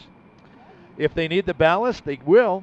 But they'll do so, they'll hold on to it, and they'll wait and drop something like that when they're over an uninhabited area. And only if they really need the ballast. If they really need the ballast. Yeah. Because if you drop it and you don't go back and retrieve it, you just throw away a perfectly good oxygen tank. I know. I've worked on some world record flights with Dr. Bill Bussey, and he had special fuel tanks constructed, fiberglass fuel tanks constructed, and he would drop those in flight. But again, they were dropped in uninhabited areas, and typically when the crew was very close to hand, and so that they could retrieve them, because if you drop it and you don't know where it's at or you can't go back and get it, then you're just tossing money overboard. But they would never drop a tank where it would be a danger to anyone on the ground. That, number one, it's not legal to do so, and it's simply not safe, and it's just not intelligent. No one would ever do that. So we're I think, we are within a minute of the 8 o'clock hour, which is when the launch window was to open. And looking out there, I'm thinking looks like we're pretty much there with everybody filled. We should be able to tell, because we'll see one of the balloons start to move. They'll start to walk it to the launch platform. Now, is that balloon at the far right of the screen, is it full, or is it still taking gas yet? Well, you know, that's a great question, because if you don't really want to take off, or you don't need to take off fully packed. No, that's true. As you go to altitude, the gas is going to expand, and so it will fill that up. So what, I'm trying to think of how to politically correctly say this. Here at America's Challenge, these guys like to fill the balloon nice and full, because Balloon Fiesta is paying for the hydrogen. When you're out paying for the hydrogen yourself, you may fill the balloon only as full as that one we just saw. I see. Okay. Because when you take off, it's going to go ahead and expand out. These that are fully packed tomorrow, once they're flying in daylight and the sun hits it, they're going to fill. Yeah.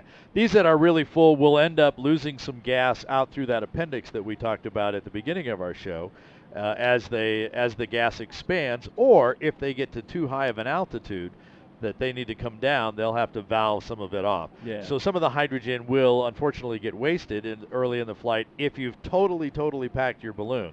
So some are a little more conservative and take a little less hydrogen on board. They'll still have the same, almost the same lift out of here, but they won't lose the hydrogen overnight, and it all equals out in the end. Drew Egerton is watching from Tybee Island, Georgia, and on vacation. Hello, Drew. Nice to hear from you, my friend.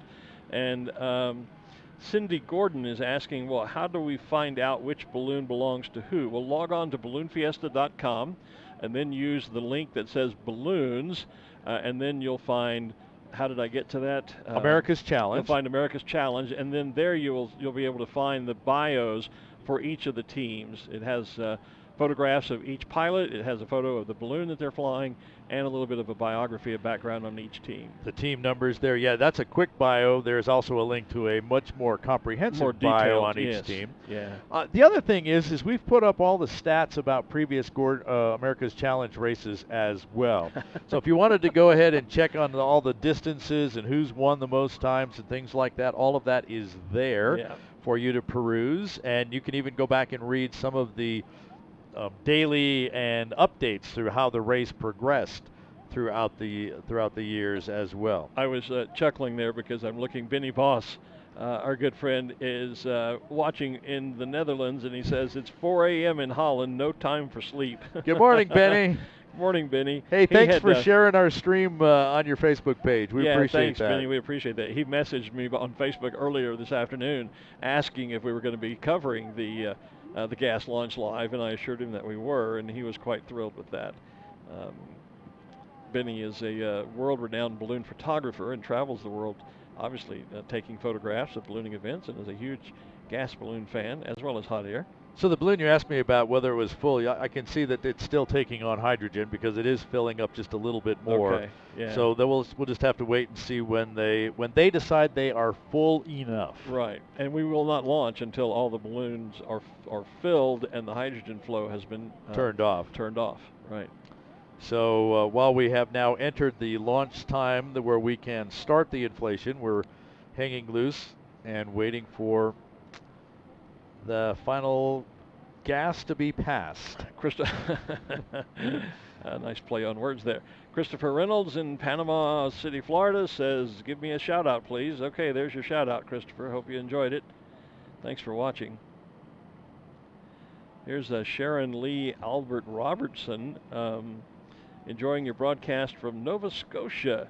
I'm learning so much from you both. Well, thank you, Sharon. We're glad that you're learning. And Nova Scotia, of course, New Scotland, and I won't get into that, but Scotland is a place that's very near and dear to my heart. So have a good ballooning friend that lives up in Nova Scotia as well.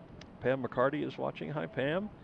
Bob Romanowski has joined in. We were talking about hot air balloon pilots that are checking in to watch and see what's going on. A bunch of our Louisiana gang are here. Saw that they were watching earlier. They were up here on our rooftop studio for a moment to wave at us. Yeah, Joey was up, and then Angie Gullo is watching from their house that they rent a house here during Fiesta, and Marilyn Hunt at home in Shreveport, Louisiana, was checking in. She's not with us here at Fiesta this year. There's a check-in from Bob Romanowski.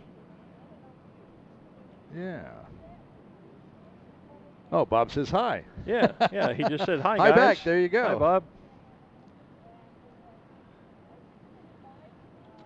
Bob. Let's do that when they launch. I'm talking to Gary, our director here. So we'll call those up as they're walking up, and Kim is talking about them. We'll put them on. We're kind of directing here from the stage again here. Yeah, we're talking to our director through our IFB, and we're talking to him over the microphone. Well, we are. Yeah, he's talking to us over the IFB, so we're hearing him. Hey, it's a live show, right? It is, right. Hey, by the way, let's take just a moment to catch you up here because we've been talking for about an hour and a half now. Have we? So on my left here, this is Glen Moyer. I'm Art Lloyd Jr. You're watching Balloon Fiesta Live, brought to you, powered by XTO, a subsidiary of ExxonMobil. We are glad to have the folks you see. Yeah, XTO back your there. Shadow. Turn back away. Our shadow's got in the way. Anyway, you can see XTO over it's there. It's your shadow. Yeah, I'm trying to get my finger in the right direction. There it is. Anyway, XTO on the backdrop of the set here. We appreciate them sponsoring Balloon Fiesta Live here, as well as other things at Balloon Fiesta. We certainly appreciate you tuning in as well. To watch the launch of the 23rd America's Challenge gas balloon event here at the Albuquerque International Balloon Fiesta, presented by Canon. Matthew Garcia asking, will any pilots or teams be updating via social media? I'm certain that they will. I know when Mark Sullivan and Sherry White fly the Gordon Bennett, Sherry posts quite often to her Facebook page. You'll just have to search for their individual social media outlets. We don't have those for you, but I'm sure they'll be posting a lot of photographs and updates occasionally as they move on. Kim Vesley, who we've seen on the stage and we'll be hearing announce the launch here for us, she has been talking with the pilots all through the briefing processes because they've been here since about Thursday or so. So she has been talking with them and has encouraged them to send pictures and video and other information, not only from the pilots, but also from the chase crews as well. Yeah. We get some great stories and pictures from the chase crews as well. So they will continue to share those, and as they come through, Kim will be sharing those on probably on Twitter, on Facebook, and of course on balloonfiesta.com. Cindy Gordon asking, says, okay, I downloaded the app and found the website listing. How do we know which is the Texas team? Well, there are two, there's actually 3 Texans flying in the event. Sherry White and Mark Sullivan. Sherry is from Texas. They're flying the Warsteiner balloon. That's the yellow one. So that is team number 9. So when you're looking at the app or the tracking map, Mark and Sherry are team number 9. The other team is USA Team 3, and that's Brian Duncan and Brenda Kalashaw, and Brenda is from Texas. And so those there is not a Texas team that is, because I don't think Brian is from Texas, but maybe I'm wrong about that. I think they both are. I think they're from different cities in Texas. I think they are, yeah. They're both from Texas, which is why I think the Texas flag and the U.S. flag. Yeah. I don't know if there's a New Mexico. And I just realized they actually bought their balloon from Phil Bryant. Yes, they did. Also from Texas. So I guess technically there is a Texas team, but they are identified as USA Team 3. And that's Brian Duncan and Brenda Kalashaw. Hey, Scott Vesley just joined us. And the name of the tracking app, if you're going to watch this on your mobile device, is YB Races.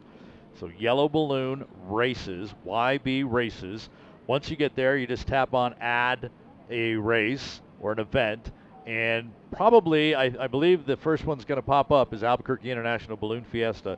You may have to type in part of that to search for it, but my understanding is we are the only event going on at this moment that YB Races is tracking. They track events all around the world, but we're the only one that is live at the moment, so we probably just pop up as you get to add that.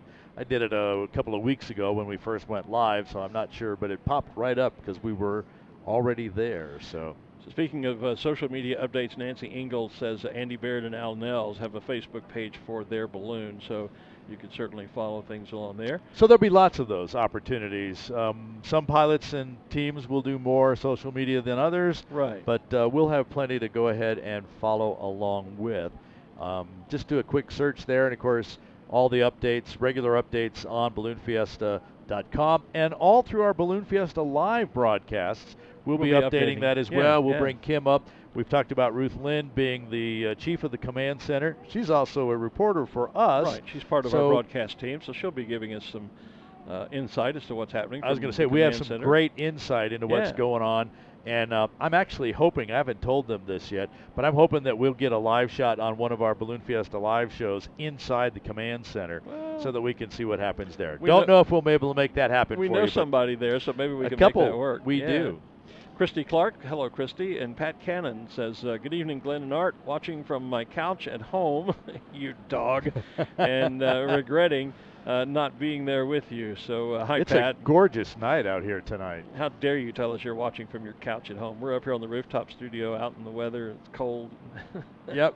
Just kidding. Yeah. Most of the teams, someone says Bert Bedell has one, most of the teams have one. Barbara and Peter have one. I maintain it, which means it's not going to get updated very well throughout this race. I'm going to be just a little busy talking on Balloon Fiesta Live. Cindy Gordon, you guys are awesome. Thanks for the info. Cindy, thank you. We appreciate that.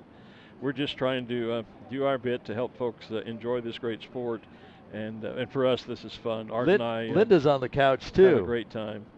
Wow, all these people on the couch. Yeah. Brad Burrows says, Glenn, mention Kip Kittinger. And that's always Colonel Joe. There are those who call it Kittinger, and there are those who call it Kittinger. And I've asked Joe, and he pronounces it Kittinger, just for the record there. But okay, yeah. So I've mentioned Kip Kittinger. There you Kip go. Kittinger, whichever way you choose to pronounce. Someone asked about what happens when they hit fog. Fog tends to be at ground level, and as we saw a couple Saturday of days morning, ago. yeah. So it would really be clouds when you get up higher. It wouldn't be fog up there, it would be clouds. They're going to attempt to navigate around that, and because we're flying visual flight rules, technically they cannot go into the clouds. They would either have to ascend or descend to go above or below those clouds, which also could mean going around it, because when you change altitudes, you might change directions. Yeah. We talked a while ago about each of these teams having meteorologists on staff for them, if you will, that they'll be talking to them, and they'll be watching out for that. And was it Andy Caton told us that we expect clear skies for the next few days in the direction they're going. And actually, I've been looking. We have kind of a half moon above us, so they're gonna have some moonlight to fly by over the next couple of nights. Good. Jason, or rather Dan Garcia says, "You guys are the best. I like your show. During Fiesta at Balloon Fiesta, I'm watching on my bed on my phone." Okay, that's too much information. Quit telling us where you are. We don't need to know that you're relaxing in bed, because we're up here on a rooftop out in the weather. There's no real weather. I mean, it's a nice night out. Actually, it's quite comfortable up here this evening. You know, my Apple Watch tracks how many hours I've actually stood through the day. Yeah. And so when I got home last night, it was at 20. And I'm already at 17 here today. So that's the kind of days that not only you and I, but our entire production crew has been out here. In fact, they usually beat me out here, and we leave about the same time. But yeah, it's a long 9 days out here, because we work on with wake-up calls at 0300, 0330, 0400 in the mornings, and we're here until typically 10 or 11 in the day. Get back for a quick rest, and then back out here about 3 or 4 o'clock in the afternoon to get ready for the evening show. Here till 8 or 9 o'clock at night. Back to the hotel about 10. Get about 4 hours sleep, and there you go. Yeah. See, all of you folks that are at home in bed, and Pat Cannon lying on your sofa, there we are. You can see us waving if you look dead center in the screen. Second floor rooftop there, all by ourselves. Nobody around. The building next to us is empty. Me and Art and our two lovely camera operators are here on the rooftop. So that's where we are. There's no because there was not a scheduled event tonight. There's no sponsor hospitality. It's not open. The corporate tents are all closed. The vendors are, I think, but it was mostly free closed. Entry. It was free entry, so anyone who wants to come out tonight can. But yeah, we're all down here by our lonesome. But having a great time, and anticipating the launch at any moment now here of our gas balloons, although they haven't taken the flagging down yet, which would indicate that someone is still taking hydrogen, or they have at least not taken the fill hose out of the balloon yet. Right. And been able to retract the fill hoses and let the gas trucks get on their way home. You know, this is about the time. Nice crowd out here, though, for this. I mean, I remember doing this many years ago, and there's be maybe a dozen or 20 people out here. Well, we've launched at 1 and 2 o'clock in the morning, and there's not a whole lot of people going to come out then. Well, yeah, after being up all day and having a hot air flight coming up at 6. And be out here for briefing at 6 a.m. in the morning, right. There is the balloon in the foreground. There is the one that is Brian and Brenda, the Texas team, as it were. I was going to say, as an old disc jockey, this is about the point where we'd put on a long playing, probably the longest song you could find, like Inagata Davida or something of that nature, and go take a bathroom break or something. But we don't have commercials in this program.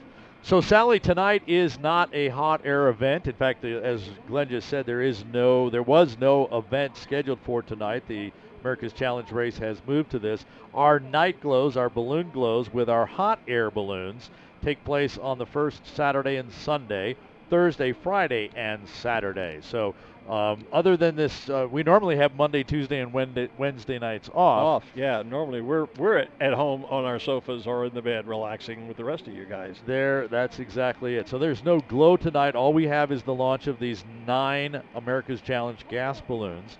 On Thursday in the morning, we'll have a Special Shapes Rodeo. Thursday night will be a Special Shapes Glowdeo as they stay on the ground and light up their balloons. And we'll do the same thing again on Friday. And actually tonight, when they moved this, I was planning to attend the premiere. We had the director as well as Nancy Abruzzo and John Davis up with us, and Bill Hughes, who are all related to the new film called the Is it Wind Riders? Wind Riders Wind is Riders, the name. yeah. Yep. And the premiere, they're having a premiere here in New Mexico tonight, here in Albuquerque, and they were kind enough to invite me to come down and attend the premiere. So I would have been there until this got scheduled. And a lot of us, I think, would have been I think there. a lot of us would have been. But were this not happening and were the premiere not happening tonight, if this were a usual Monday night at Balloon Fiesta and we had the night off like we normally would, I'd be sitting at the hotel, probably on the bed, munching some popcorn and watching Monday Night Football is what I'd be doing. But instead, tonight, we're out here with all of you fine folks, having a good time watching the gas balloon race. Or the gas balloon launch, anyway. It's not a race till they get up in the air. Bill Glen is watching. Hi, Bill. I'm looking to see, to call up the launch order so we can maybe be more prepared for when the balloons start moving down there, who's moving. I saw some bouncing around on the Warsteiner balloon. That could be checking making sure that they've got the right amount of ballast, not too much, etc. They'll do that with every single launch, but you kind of do that to make sure you're close. As Mark said, we think we're going to go off with 40 bags. They've done the math, they've done the calculations, but then it's time to actually test it. Yeah. One of the jobs of one of the crew as they're packing this up, you always seem to identify you're the bag count person. So as we count, you have to remember how many bags we have. Okay, we just took one off. We just added one. And so that they know how many bags they're going off with, therefore they know the weight that they're going off with.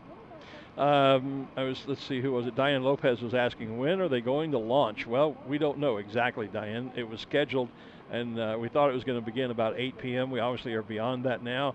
It's not a science. It's not timed, and it doesn't have to be. There is no set time that we have to get the balloons off. It all depends on how long it takes to get the balloons inflated to the point that the teams are happy with them, and then get all the other ground preparations done.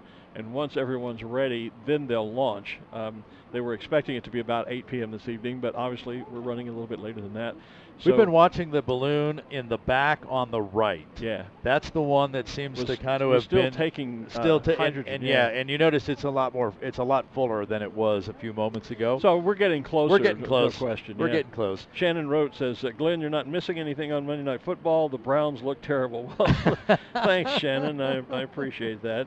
Somebody says they're seeing some team posts that think the launch will go off about 8:30. Now, that would be a very good guess and a very good update if they're putting those out. By the way, Team 4, I found the launch order here. Team 4, Noah Forden and Bert Padel, should be the first ones off unless they take that option to pass. We talked with Bert earlier. And then team number 2, the French of Eric, however you say Eric's last name, we should have learned that. And Vincent Lays, yep.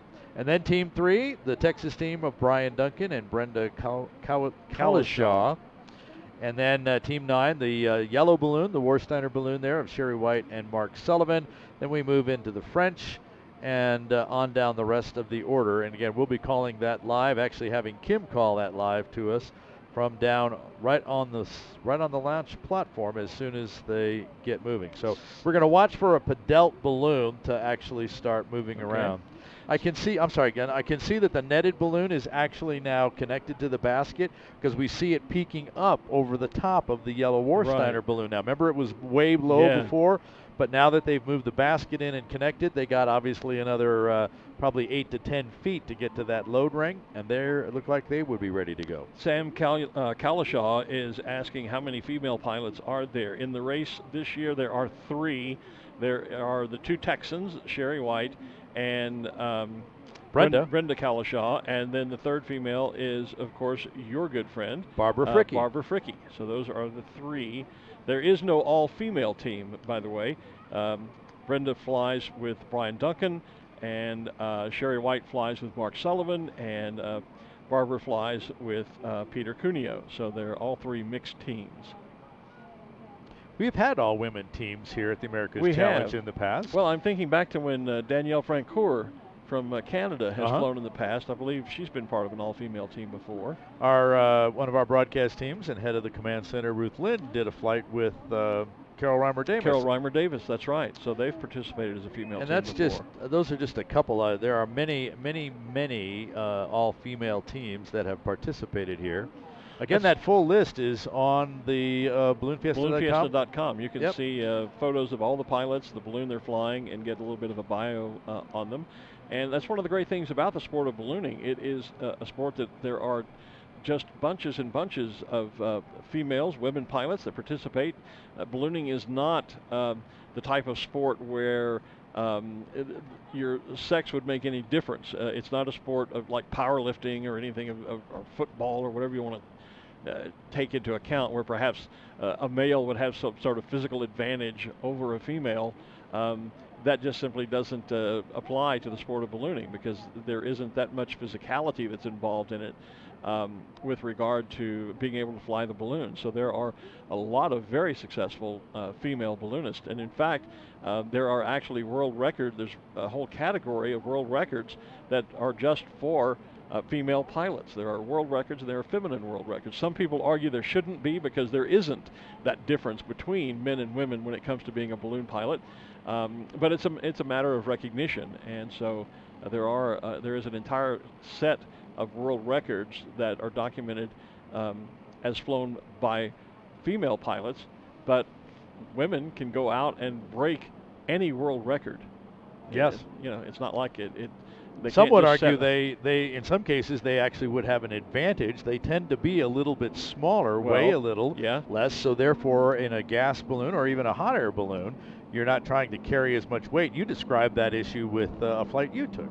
Well, yeah, I was talking about the flight that we did up to 13,000 feet. It was the combined weight of myself and my passenger.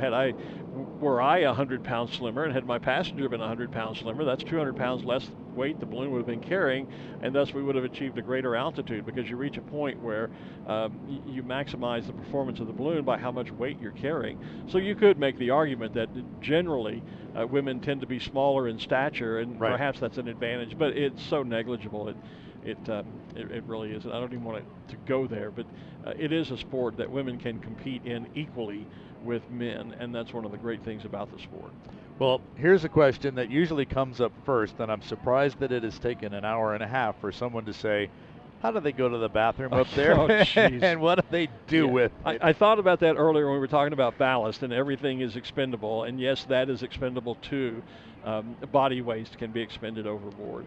So I'm not going to get into how you deal with that. Well, basically, it's a bucket. It is basically. It's basically a bucket or a what are the porta-john or porta-jills? Yeah, I think they call those. You can buy them from Sporties, I think. From any of those. You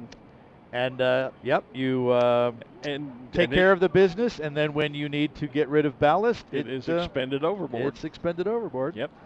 Hopefully not over residential Again, areas in usually someone's over house. You be careful. Populated area. Yeah, you kind of be careful where you dump that stuff. Yeah. So thank you for that very important question. Those baskets are not very big. So Just I guess I'm talking to the truck. Maybe I should do that through the talkback. But I'm wondering, can we just go live to Kim for a bit and I think let let's do us that. hear what she's telling the people down there on site?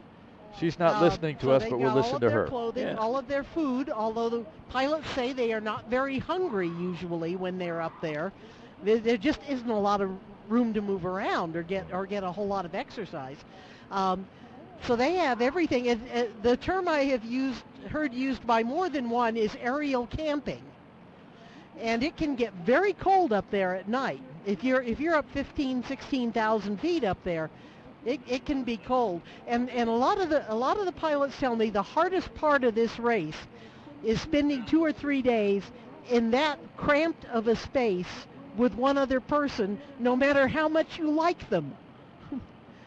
And there have been instances of people on gas flights who have taken off liking each other and landing not so much. I also have not answered yet the most frequently asked question, which is, how do you go to the bathroom up there? That's right. Same way you do down here, yeah. No, they do carry some sort of sanitary facility up there to manage that. But because they're not eating and drinking, I mean, really trying to stay hydrated is a challenge. So because they just don't feel like drinking. So that kind of cuts down on the need to embark on the most frequently asked question. So that's, yeah, I had almost forgotten to bring that up, and that's what everybody wants to know. So, yeah, somebody said, I heard the word oxygen come out of the crowd. Yes, they do carry oxygen. They are required to be on it if they're over 12,500 feet for any length of time. And that's another thing that makes these flights physically wearing. Is that you spend a long time on oxygen. It kind of can be tough to do that sometimes. The interesting part of this too, as you can imagine, these guys don't get tons of sleep up there. Most of those balloons have a bench in them. Several of them have what's called a kick out, which is a little trap door that folds down, and you can kind of stretch out on the bench and stick your feet out the side of the basket through that little trap door and maybe stretch out a little bit. And they take turns sleeping, but as you can imagine, after they've been up 2 or 3 nights, and 3 nights is generally considered the standard you have to beat to be competitive. Is to stay up. Tonight is the first night, tomorrow night would be the second night, then the next night would be the third night. And pretty much to win this race, you're usually up 3 nights, at least. In the Gordon Bennett just concluded, we have several teams, including Vincent's team, that stayed up 4 nights, close to 90 hours. So, and you can imagine, you're at that point, you're tired, and then you have to do what is arguably the most difficult part of the flight, which is getting down in one piece. So this is a real adventure. The pilots, and then you say, well, gee, why would anybody want to put themselves through this? Well, it's the challenge. They all say it's the challenge. Ruth, you've done it. Why did you put yourself through this? You don't really want me to answer that. Stepping on the accordion. When I was a child, very young child, of course, I watched The Wizard of Oz. And my sisters were terrified of the flying monkeys and the witch. And they were screaming and crying and going to bed. And I just said, the balloon, I want to do that. And so I did as an adult. And I flew hot air balloons for a long time. But I always wanted to try the magic of a gas balloon. And there is nothing like it.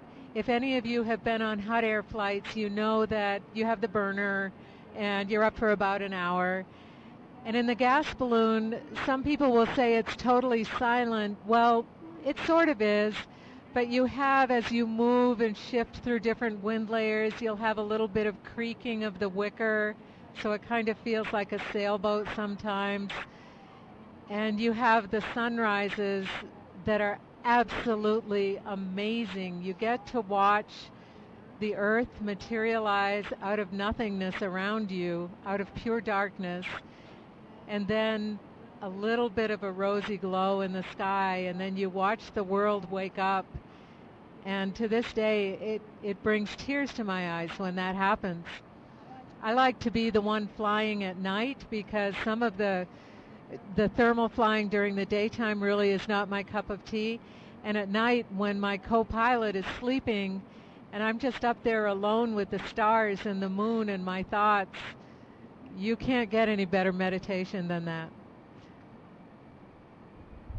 That's a perspective that very few of us get to have. Thanks, Ruth. Great gas pilot, now kind of retired from doing that and helping us out here on the ground. Well, I think we're getting pretty close here. Should be. I think in a couple of minutes we will start seeing the officials come over to the platform. That will be the sign that this is really getting serious. And then we will start seeing our gas balloonists begin this amazing journey across the United States.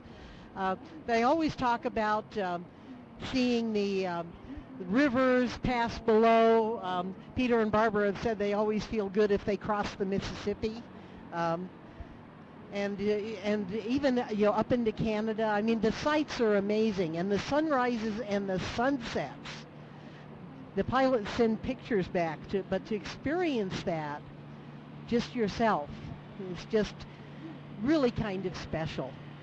And this is a type of thrill in ballooning that hot air balloonists never really get to enjoy. Why are you giving me the mic? Are you getting tired, Kim? I think you are. But there are some funny things that happen up there too sometimes. I remember flying one year with my best friend, Marcia Treacy, and we were headed east. I think it was the World Championships, the gas championships.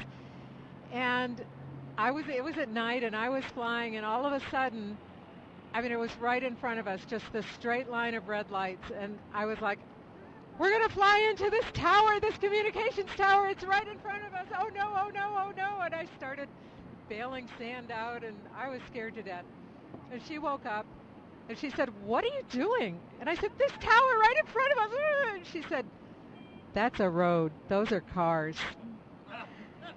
And I felt so stupid, but because it was just a perfect straight line, we were flying exactly in line with the road. So that's where the illusion came from.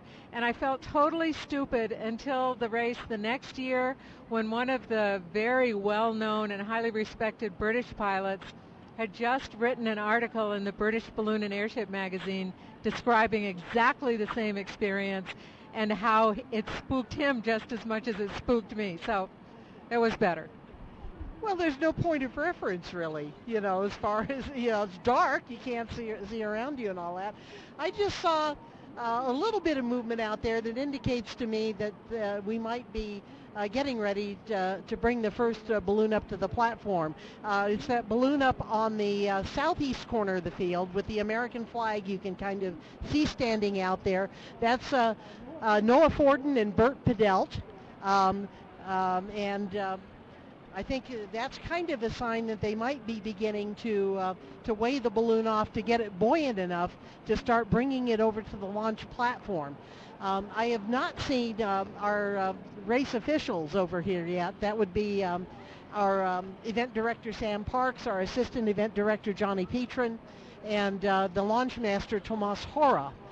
When they come over here and climb up on the stage, and when we see our launch directors clearing out the area right in front of the stairs here, that's when we'll really know that it's serious. But they were waiting for that last balloon to complete inflation. That's the Polish-American entry of Krzysztof Zapard and Andy Caton. That balloon is now pretty much completely full, and it looks to me like looks to me like they're getting ready to pull the diffuser. It's that hose that attaches up there, and it's what they use to fill the balloon with hydrogen. So that would, if that's what they're doing, that will be a sign that they are very close to being ready to go. And they are the last balloon in the launch order.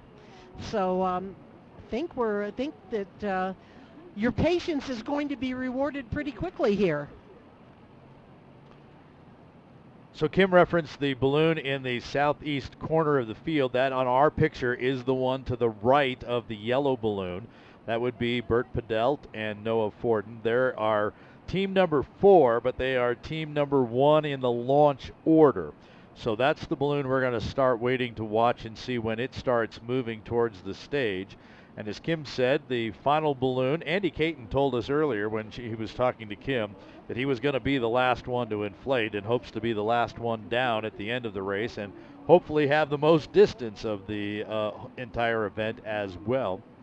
So we'll be watching for that to take place as we continue to monitor the situation here. I was just going to say, I was listening to Ruth describe the magic of being in a gas balloon aloft at night and alone with your thoughts when your co-pilot is sleeping, and I can only imagine what that must be like. I know the closest I could relate to it is a couple of times I flew my balloons up to 10,000 feet or there above, and when you shut off the burners, and in fact a friend of mine told me this when I was a young pilot, said someday go up to about 10,000 feet, shut everything down and just listen to so you don't hear any pilot light or anything. Listen to the silence, no pilot light, no nothing. And you have to be pretty secure in your equipment to do that, because it's like turning off your engine and then hoping it restarts again. But I've done that a few times, and when you're up there at 10,000 feet or higher sometimes in your balloon, and you shut everything off and you can hear the silence, and even though it's daylight, unlike a gas balloon at night, it's just an absolutely mesmerizing experience. Speaking of being at altitude, though, a funny story. Ruth was talking about funny things that happened. I can recall one time we did a flight. I think Pat Harwell and I were flying together over in Louisiana.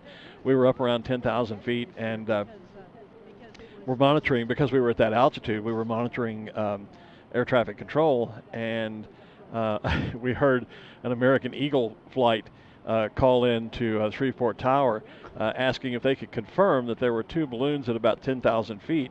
And the tower said, yeah, we can confirm they're at such and such, And the American Eagle pilot radioed back and said, thank you for that. My co-pilot thought he was having a religious experience.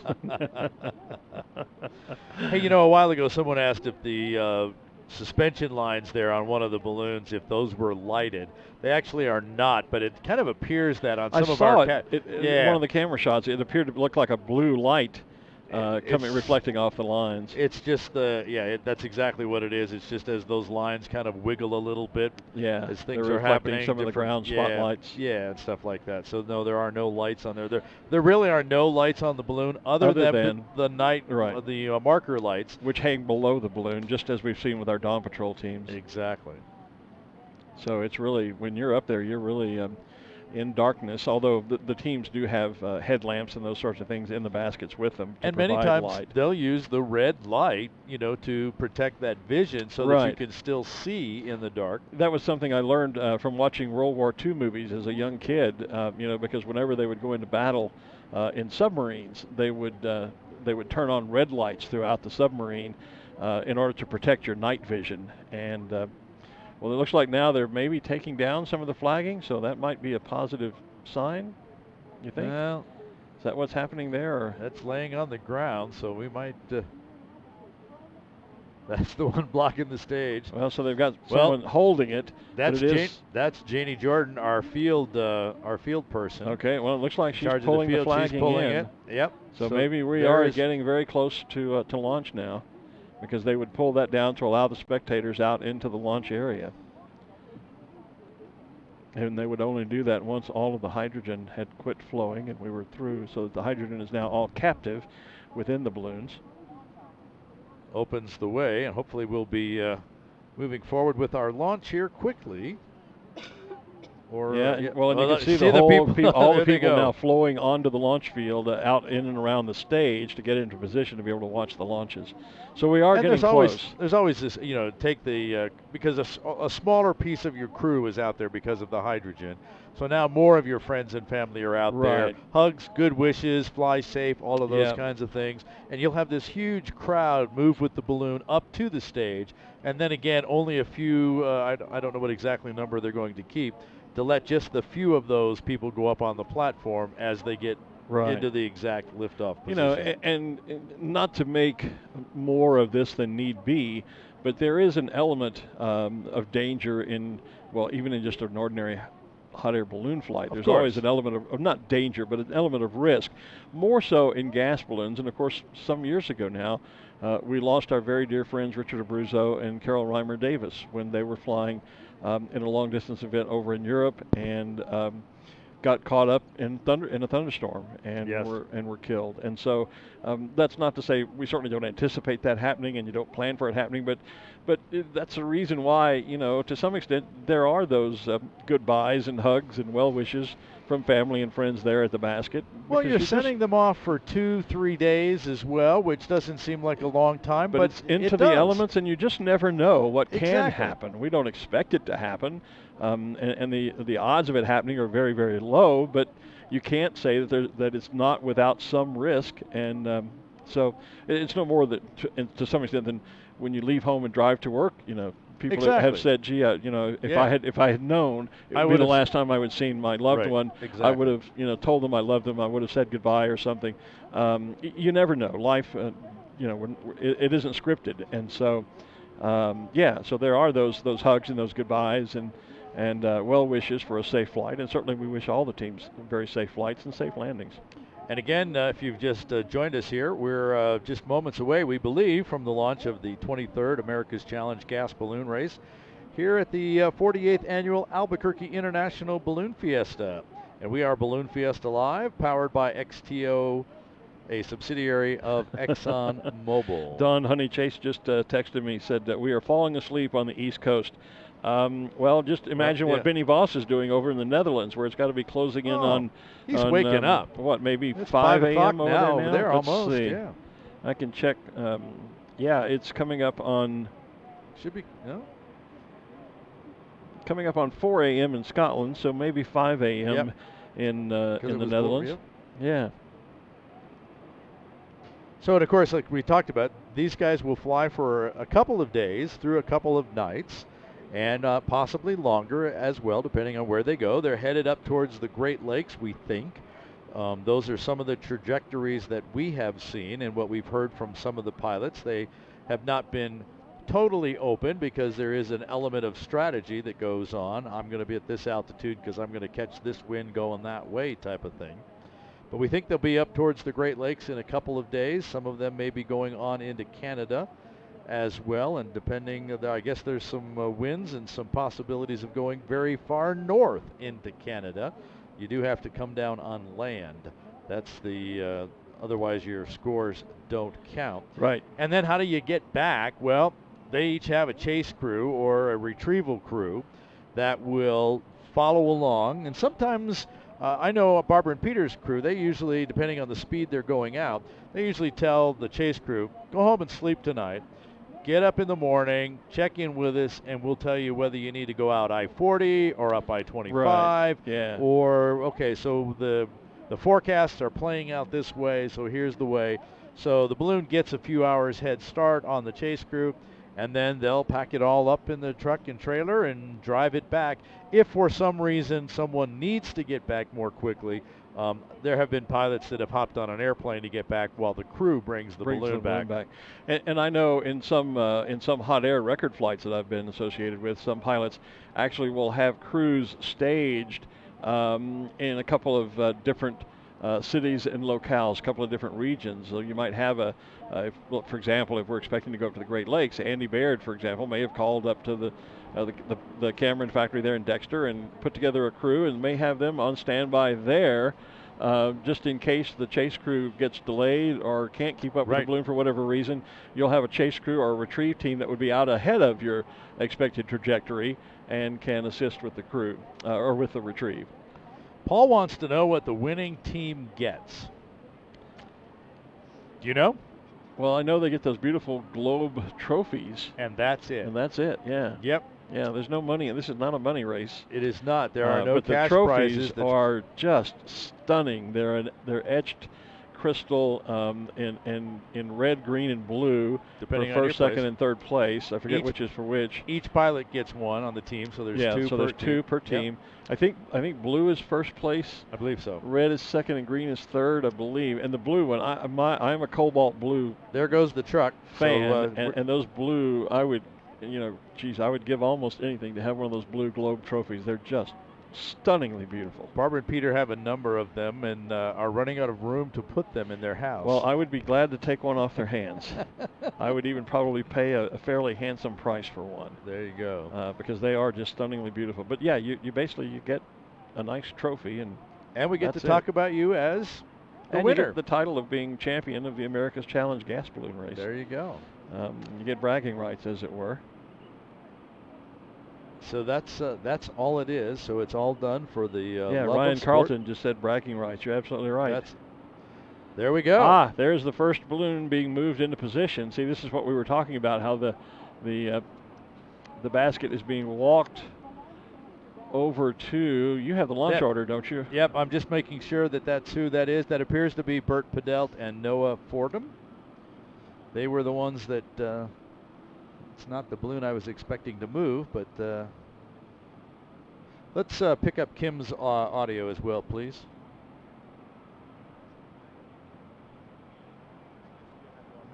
So that must, a person outside of the basket must do it to feel how much lift this balloon possibly has. Kim If is you, talking as a with launch Tomas master, Hora, have who the is the feeling that it's now weighmaster, the correct launch lift, master. then you let him go. And it also depends on how much wind it is. Today we have very easy conditions because we almost have no wind. Therefore, the launch procedure will be one of the more easier ones for me. Thanks, Tomas. I know you got to get going because we're starting to move balloons around, as you can see. They've just moved the team of Brian Duncan and Brenda Kalushaw over to the side. And they've kind of slid over Team 5, Peter Cuneo and Barbara Fricke, to make room to bring our very first balloon up to the launch platform. And you can see they're walking that balloon from south to north across the field right now. This is Noah Forden from Newport, Rhode Island, and Bert Pedelt from Bartow, Pennsylvania. Noah is a mechanical engineer. He works for the U.S. Navy, rated in hot air and gas balloons, more than 1,000 fixed wing hours, 500 hours in hot air balloons. This is his third America's Challenge. He and Bert finished third in 2016.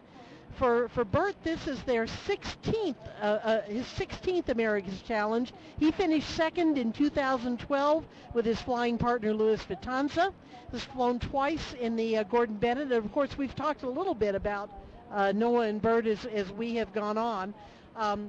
Bert, this balloon you heard me mention is an American manufactured hydrogen balloon. And it's called a Pedelt because it's, because Bert has kind of shepherded this. And he is in part responsible for bringing hydrogen ballooning back into the United States. Up until about 10 years ago, American pilots who were interested in flying gas balloons had to buy balloons in Europe. Now they can actually fly their balloons and buy their balloons in the U.S. Bert also manufactures a smaller size balloon than this, and it's used as a club balloon in the southeast. And there are a number of members of that. That's how Noah started learning how to fly gas balloons. The club that you heard Kim referring to there is actually in North Carolina. And there are several members in that group that started the club to help promote gas ballooning, and the newest member of which is a member of the board of directors of the BFA, Mr. Ted Watts. Just recently had the airborne heater restriction on his balloon certificate removed, which means that happens when you do the necessary gas balloon flight training and earn your gas ballooning certificate. We have on our pilot's licenses or certificates, we have a restriction to balloons powered by airborne heater, meaning the propane burners that we use. And when you get your gas certificate, your pilot certificate has that restriction removed, which is a sign that you are now certificated to fly either gas or hot air balloons. Bert, of course, as we heard from John Kluger this morning when Ruth did that interview, was also very instrumental in the early days of the experimentation of flying with ammonia gas because it was so much cheaper. We used to only fly helium here in the United States, and hydrogen has for years been the preferred gas in gas ballooning over in Europe.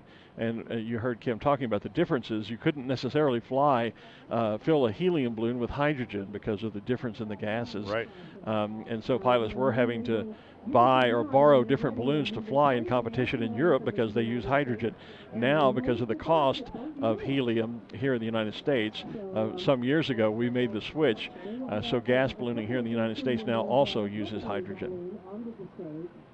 Let's listen in to Kim again. Okay. Fine, right here. That board right there, until we hear from Kim, is their map board. So they're going to have their sectional charts. And so as we mentioned, Bert is a balloon builder. He also repairs balloons, has a repair station.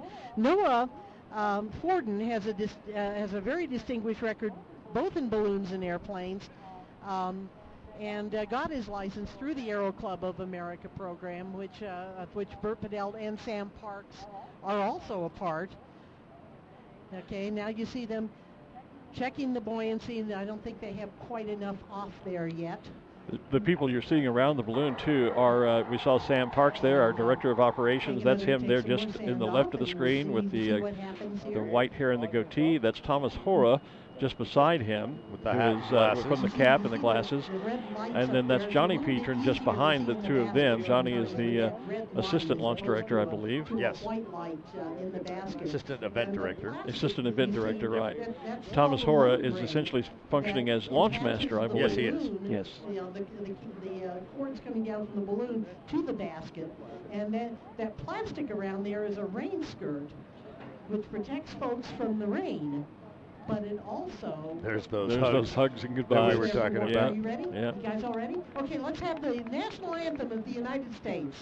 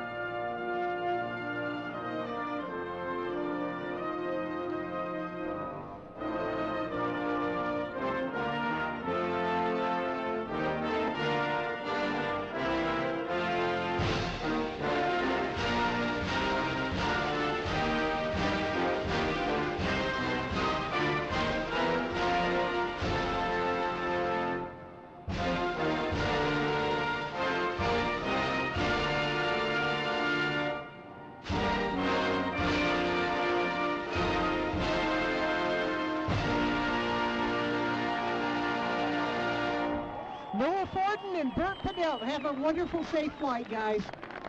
Great cheer and from now we're starting to bring the second balloon to the stage. And we need to have the people clear out, please, between that netted balloon you see there. Please clear a path and listen to your launch directors. We don't want to run over anybody here. This second team is one of our French entries. We're very pleased to welcome to Albuquerque for their first America's Challenge, Eric Dusselier and Vincent Lays from France. Eric is a chemical engineer who owns his own company and has been licensed since 1993 in hot air balloons, earned his gas balloon rating in 2010. He has flown in 4 Gordon Bennetts, finished 4th in 2014, has been the event director and the deputy director for a number of ballooning competitions in Europe and the Far East, has directed the French National Championships 7 times. Vincent Lays, we're very pleased to have him join us. He's one of the best known of the international competitors. This is his first America's Challenge, but he is hardly a rookie. He is the 9-time world champion in distance gas ballooning. He's flown in 18 Gordon Bennetts. He holds the record for the most victories in the Gordon Bennett, has more than 2,800 hours in gas balloons, more than 1,500 hours in hot air balloons. I don't want to interrupt Kim, but we just saw Wilhelm Eimers check in that he's watching one of the Vincent world's and premier Eric gas flew balloonists over in Germany. Bennett with different people in 2 different balloons. Vincent round up 3rd. He's one of the 6 teams. His group was one of the 6 teams that flew all the way to the Black Sea from the launch point in southeastern France. And it was a very, very close race. Was one of those folks that landed not very far from the water. You do not want to land in the water. That gets you penalized. So you don't particularly want to do that. Again, you see this balloon, a very different balloon. It uses a net, very lightweight basket, home built by Vincent and his wife. And again, you see that skirt around the load ring that's between the basket. That's used for warmth as well as to keep off any rain that they might get, although I don't think there's much of a forecast for rain. The weather is going to be pretty good. It's going to carry the balloons very quickly, probably up to the to the north and a little bit to the east up towards the Great Lakes. This team has told us that they are really here to just have fun, to get the opportunity to fly long distances across the United States, and we're very, very glad to welcome them. Bonne chance, mes amis. Bonne chance. Okay. And this team does a lot of social media, so you may want to look them up on Facebook. And I see that Eric has his GoPro in his hand to film, to do the launch as he takes off. They are in the process of, again, weighing off the balloon. He has his team, members of his team, holding him down. They're taking some of the sand off. And then they'll kind of test it again. We're not quite ready. Are we ready for the anthem? This is the Marseillaise, the national anthem of France.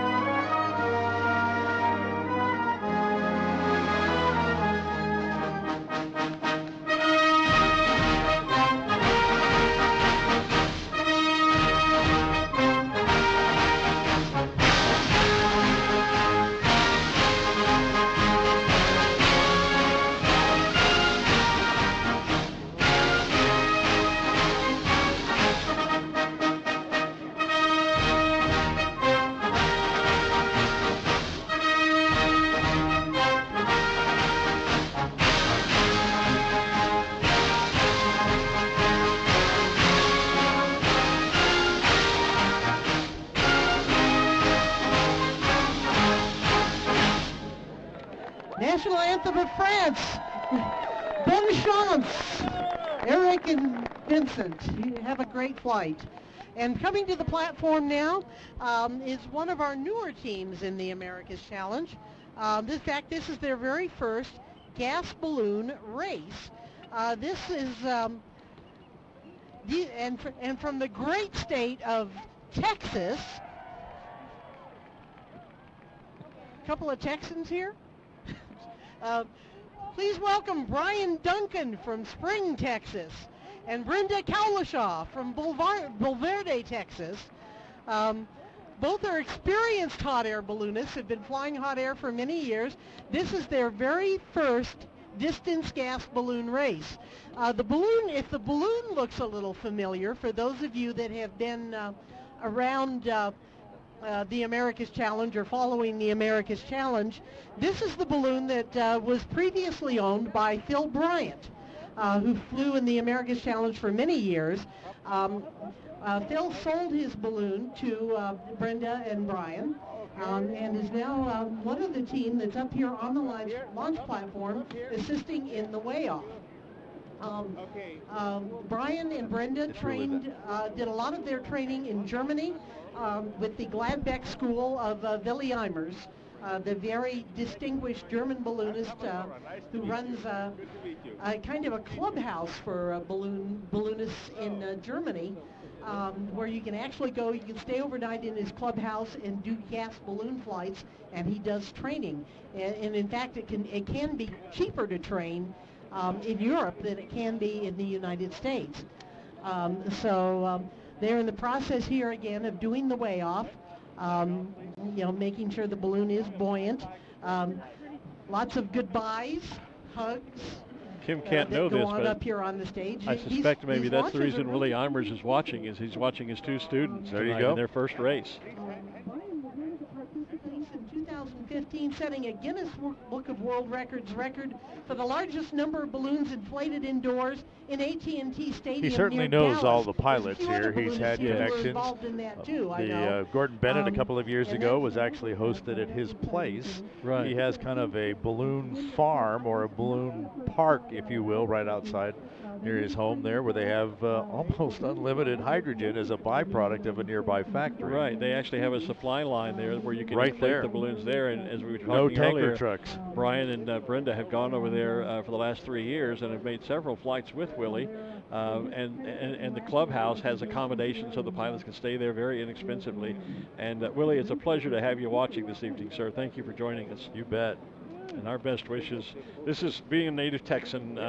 My heart's beating a little faster, and these are my sentimental favorites, Brian and Brenda, because Brenda's a dear friend, and also because I'm one damn proud Texan. And okay, let's have the national anthem of the United States for Brian and Brenda, please.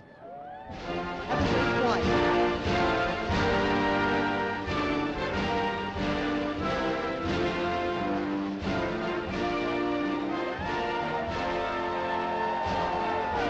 She's excited.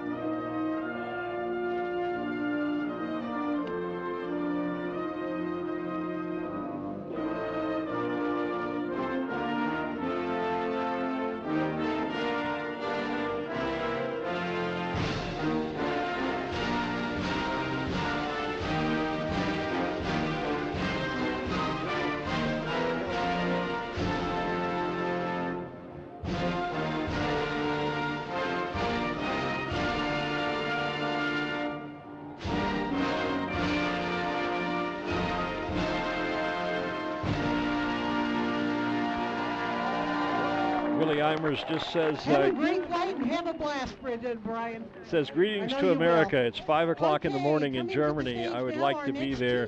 I come back to America. Willie, we would welcome you back at any time. And again, it's a pleasure to have you watching, sir. I know all of our pilots that are good friends of yours would wish you the best, and thank you from them as well for watching. Actually, miss you, Willie. Comes to us from Lakeway, Texas. COO, lead pilot for Touchstone Energy Cooperatives, has been flying hot air balloons since 1976, gas balloons since 2002. For many years, Sherry and Mark held the duration record for the America's Challenge. She's been awarded the Montgolfier Diploma. She's a 3-time Women's National Hot Air Balloon Champion and North American Hot Air Balloon Champion, and has finished as high as 3rd in the Women's World Championships. She is also, are you still the president of the BFA, Sherry? No, she's busy. No, her term just ended on Sunday. Past president. Thanks, Sherry. Yep. I knew it was recent. Anyway, and then her flying partner, longtime flying partner, Albuquerque's Mark Sullivan. Mark is the Iron Man of distance gas ballooning. This is his at least 41st distance gas balloon race. Has been very successful. Has won the U.S. National Gas Balloon Champion twice. He and Sherry won the America's Challenge in 2008 and 2012. He and Sherry also finished 3rd in the 2009 Gordon Bennett. He's a 2-time recipient of the Montgolfier Diploma.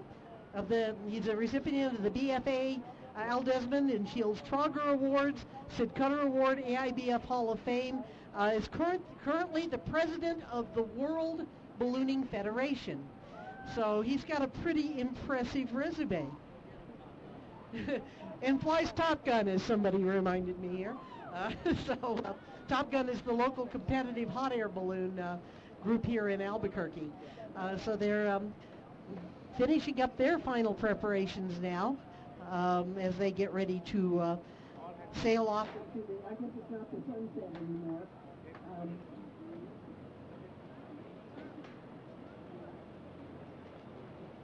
That's a great shot of Mark looking right at the camera. And I was going to say, that big heavy rope you see there at the far left of the screen, that is that drag rope, that you were talking about, that we talked about earlier tonight, that'll be used at landing.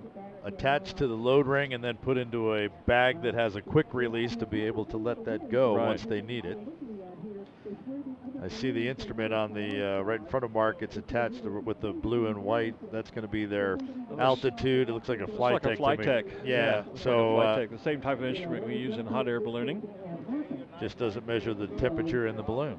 No, that's right. Someone noticed that Kong is there, and yes, for those of you that are, Kong is a well-known balloonist around the country.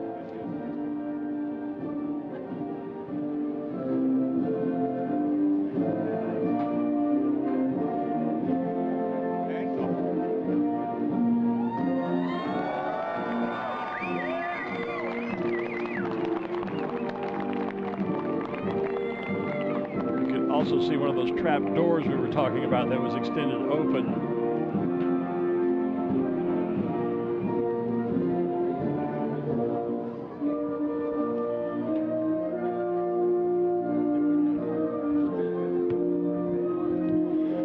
Yeah, they're going straight up, and I'm forced to cut on you, Gary.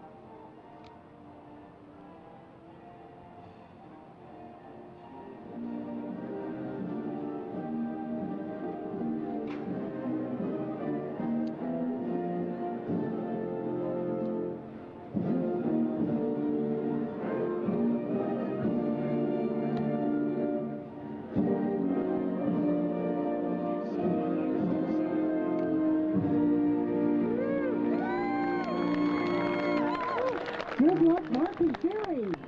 Have a great flight. And coming to the platform now, we have our next balloon. This is our other entry from France. I was going to comment a moment ago as we were playing the French national anthem, La Marseillaise, as they were going out.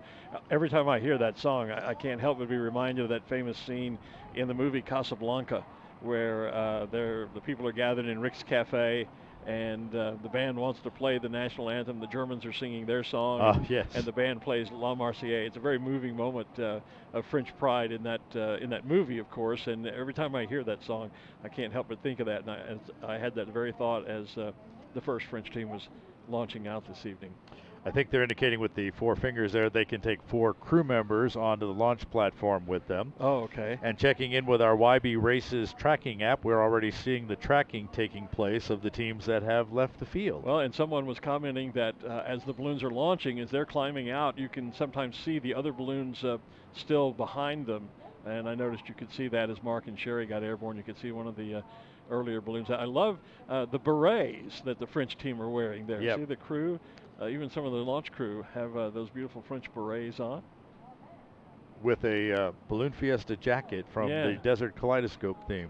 And that plastic ring that you see around there that Kim has mentioned a couple of times, that can be lowered down to fully enclose the basket for warmth at night, and or if they run into rain, it keeps the rain out of the basket, keeps the pilots dry. Of course, flying at altitude like that, lesser atmosphere, you certainly get the effects of the sun. Yeah, it can a also lot help more extreme. Can deflect a lot of the sun as well.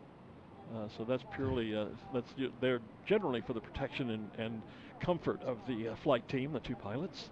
Lucy Gray was thinking about Casablanca too. Oh, well, okay. Hi, Lucy, by the way. Great minds think alike, huh, Lucy? Yes.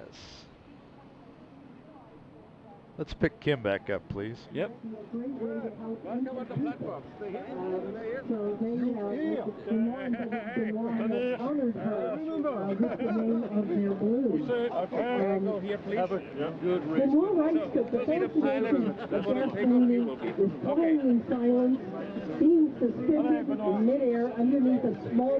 So everybody, please hands off. Hands off.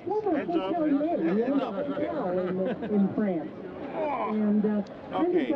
So when they're doing the hands off, they're checking the buoyancy of the balloon just prior to launch. And he never quite checked out his balloon. We're now weighing off this balloon. It's another home deck balloon. Are we ready for the answer? No. Not yet. Not yet. Okay. Okay. All hands off. So Benoit Pollard and Benoit Peterel. Am I close, I hope? We couldn't hear Kim's pronunciation. She's got these names down, fortunately. Is your radio on? Thank you. So we're picking up a little bit more of the natural sound, a little bit less of Kim and more of the conversations that are going on between Tomas and the teams. We're on a different, using a different mic. We're picking up Nat sound. There goes the anthem.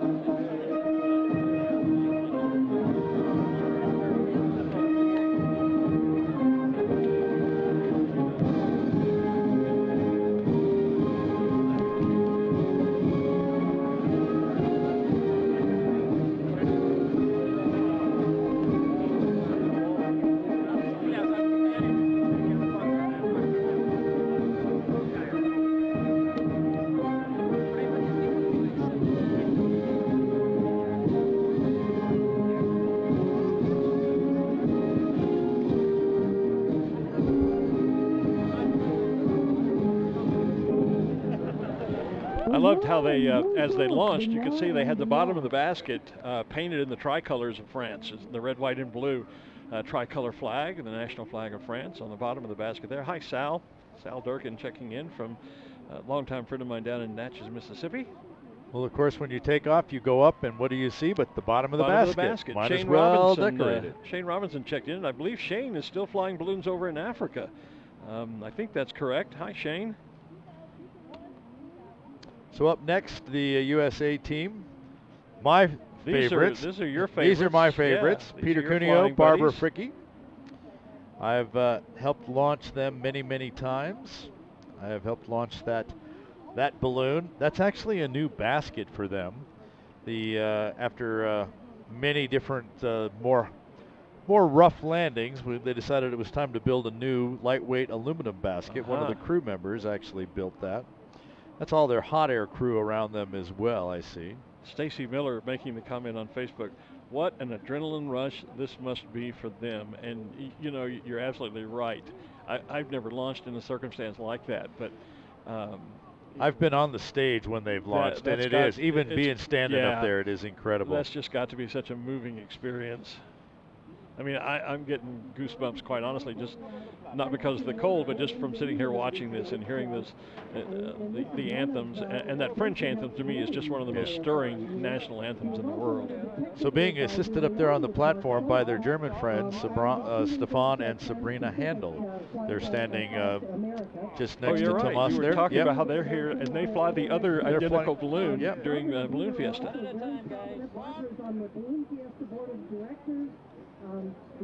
Kim is talking about Barbara being on the board of directors of the Balloon Fiesta.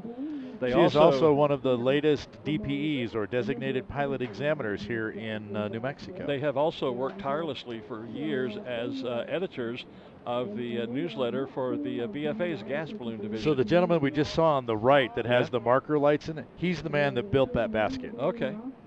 That's Rob. You can see the marker light is already turned on. That will be deployed. It probably is already attached to the basket, and you'll be releasing it as the basket goes airborne. And the metal disc that's hanging there is a antenna receiver for the radio communications. Right. So we've talked about all that stuff hanging below the basket before.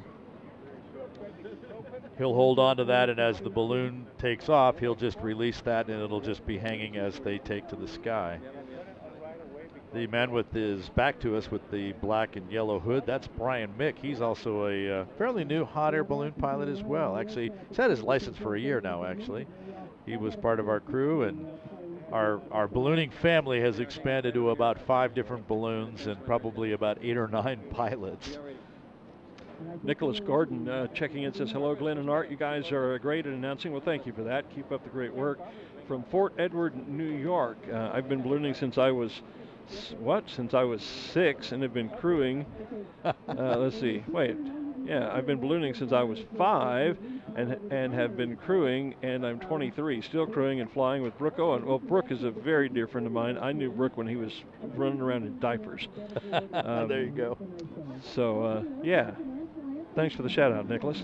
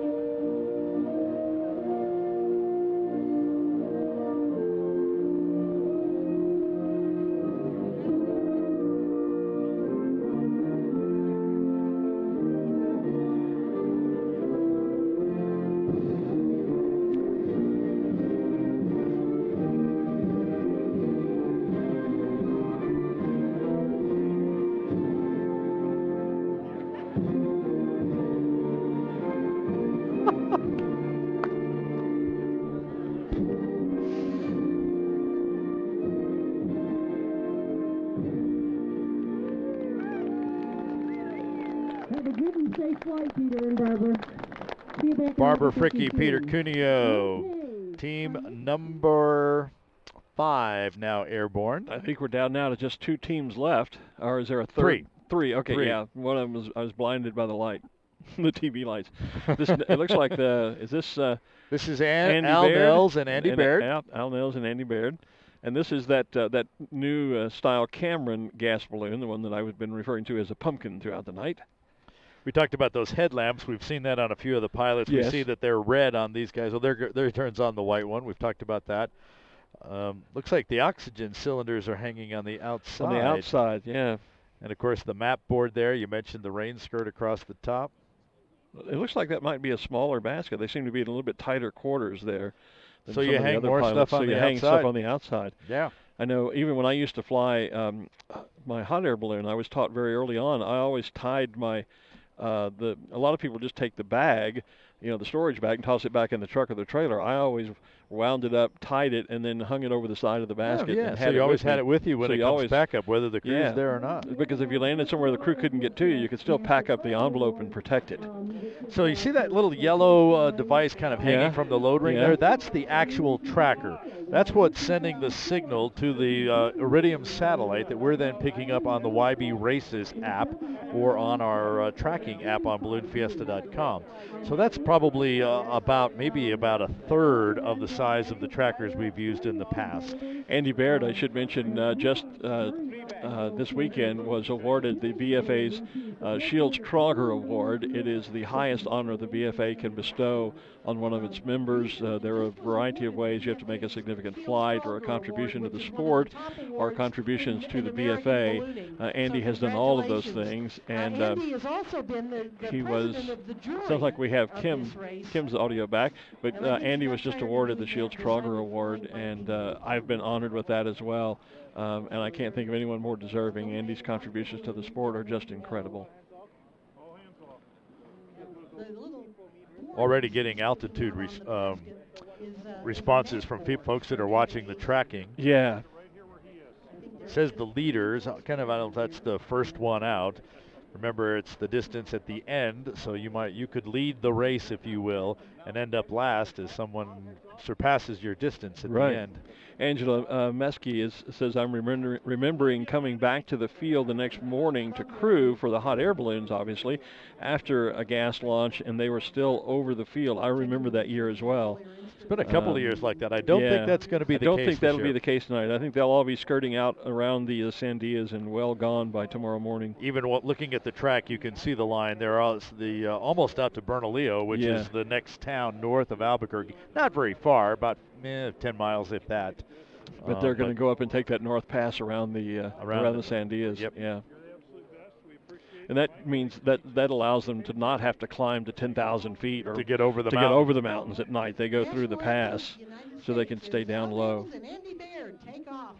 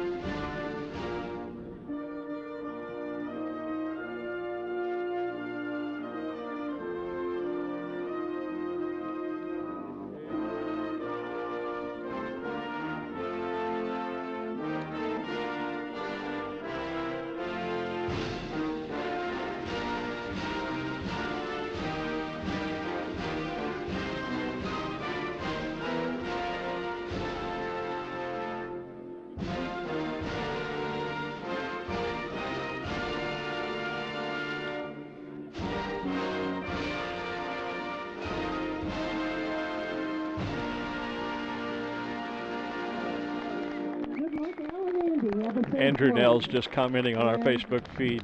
Fly safe, Dad. Let me get back to that real quickly. Fly safe, Dad, and Andrew Baird. Andrew, Al is Andrew's father, and Andrew also a balloonist. Al, too, has made any number of significant contributions to the sport of ballooning. Most recently, he has pioneered a project that's under development where the Balloon Federation of America is developing an app for your phone that will be able to measure pieball readings. Oh, wow. And we'll be hopefully releasing that very soon. He's Well, working now, there with you a go. team Look at what Austria is doing. They're actually holding up their sign in case you couldn't tell who they were. Yeah. Yeah. But yeah, Al has really pioneered that program, working with a group of student engineers at the University of Dayton, I believe. So both Al and Andy making significant contributions to the sport of ballooning. So folks here locally in Corrales and in Rio Rancho along River's Edge getting treated to the sight of the gas balloons flying by them. They're basically tracking right up the Rio Grande, which is the river just to our west. It kind of wobbles around. The balloons are taking a nice straight flight by that. I love that Austria's holding up that sign. Yeah, Good job, crew member. Becky Nell's also checking in and said, good luck, Dad and Andy. Yeah. You never know who's going to be watching out there in the audience. You don't. Again, you can track all these folks on balloonfiesta.com. Click on Balloons and America's Challenge. The track here comes up directly. Or on your mobile device, download the app YB Races, Yellow Balloon or Yellow Banana Races. And then add the Albuquerque International Balloon Fiesta as the map. You'll see it there. And earlier we were talking about in Europe the countries that were prohibited from flying in.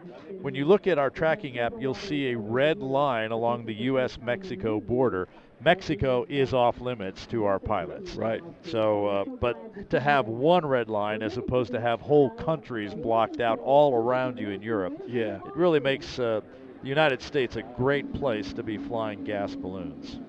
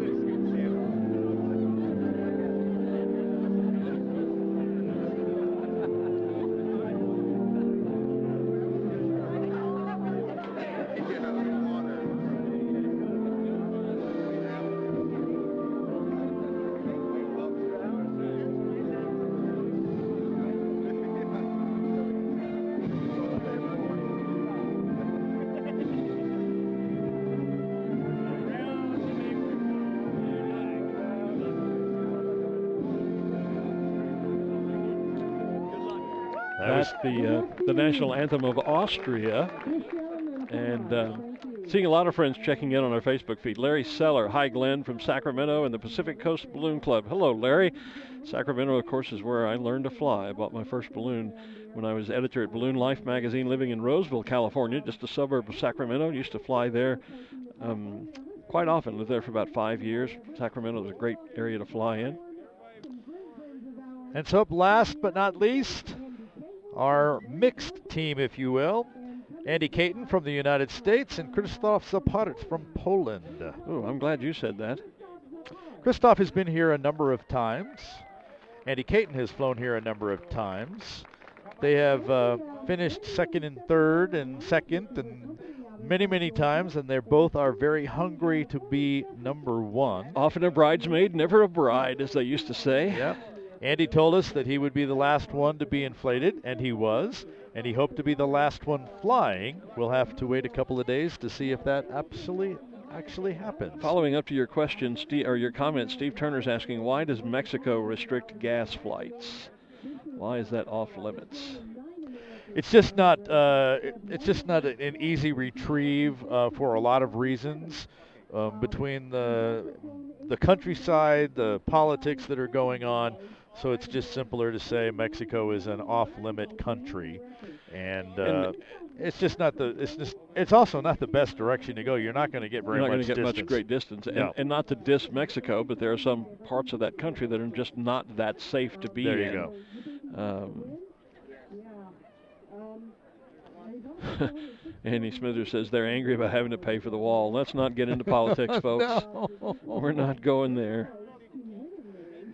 Yes, Patty, we know you can only see the tracking map on a computer if you're using the web page.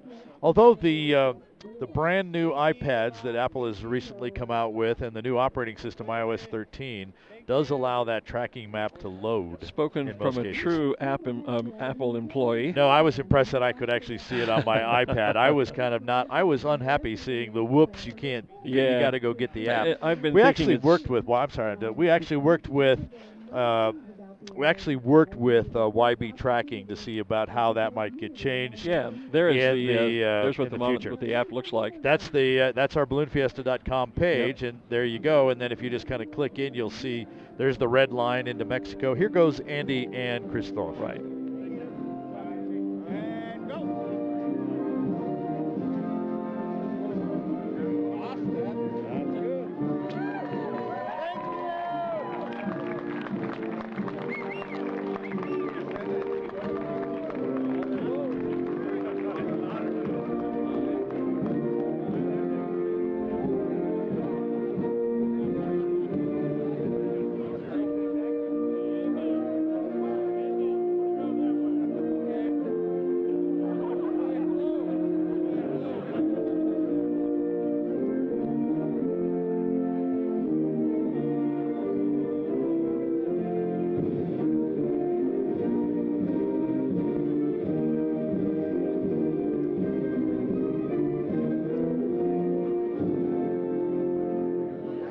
Sand being Yep.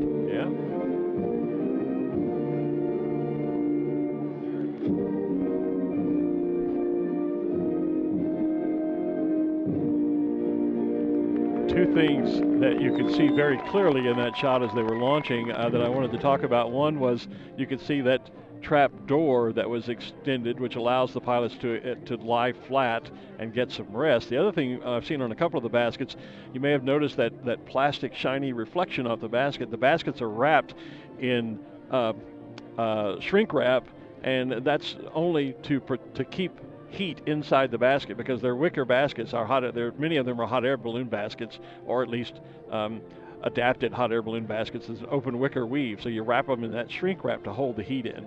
We have the Polish national anthem going as well.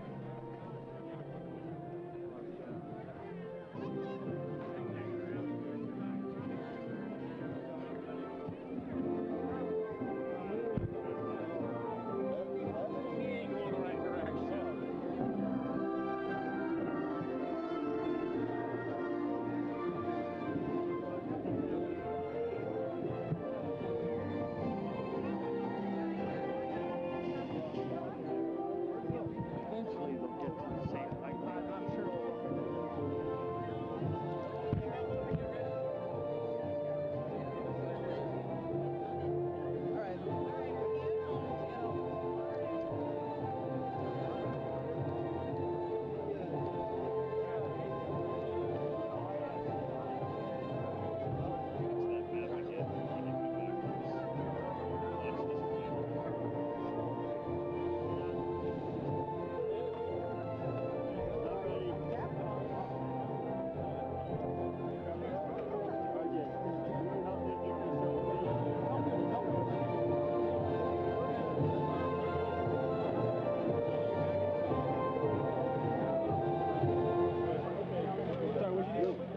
Yeah, my apologies. I didn't mean to talk over the anthem. I'd forgotten that being a mixed international team, that we were going to two. play both anthems, and so I jumped in a little early there. I apologize for that. So this is Andy Caton and Krzysztof Zapart, the USA Poland team taking off. I thought as they do that way off to try and keep everybody going off at the same level of buoyancy, I thought these guys went up a little slower they looked than a little the others. heavier to me, and too. you see I what's noticed that. happening now. They're ballasting sand out. They're yeah. dumping sand out there to get that altitude. So they're going to end up, probably they could have taken one more bag off. Probably. Not to second guess Tomas Hara out there, who is the weighmaster. But Andy also said they wanted to stay low tonight, so maybe there was some strategy there in trying to keep a little extra weight on.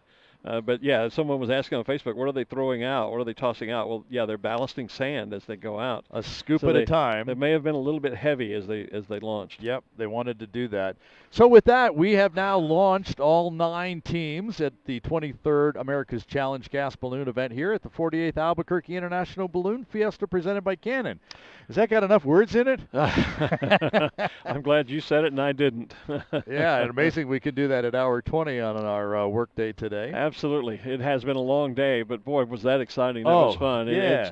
It takes a while to get around to the launch sometimes, and people get a little bit antsy or a little bored, but that's just such a great adrenaline rush and quite a moment when you go out to the cheers of the crowd below and hearing your own national anthem playing. And you betcha. You could see the excitement in the pilots' faces and in their reaction as they were going out. And from the crowd, the crew, the spectators out here as well. It's a whole different style of ballooning to what we're used to with hot air ballooning. There's a great deal more pomp and circumstance involved in it. There's the international involvement as well, of course. So, yeah, it's ballooning at a different level. And actually a very efficient launch. I think we started at 8:52 and we're finishing up here after launching 9 balloons at 9:28. Yeah. We want to remind you because we can see a couple of marker lights up there, but that's about all we can see at this point. Oh, I see. So there's 2 big TV lights right here. Yeah, I kind of looked behind them, but how you can watch them from now on is to log on to balloonfiesta.com.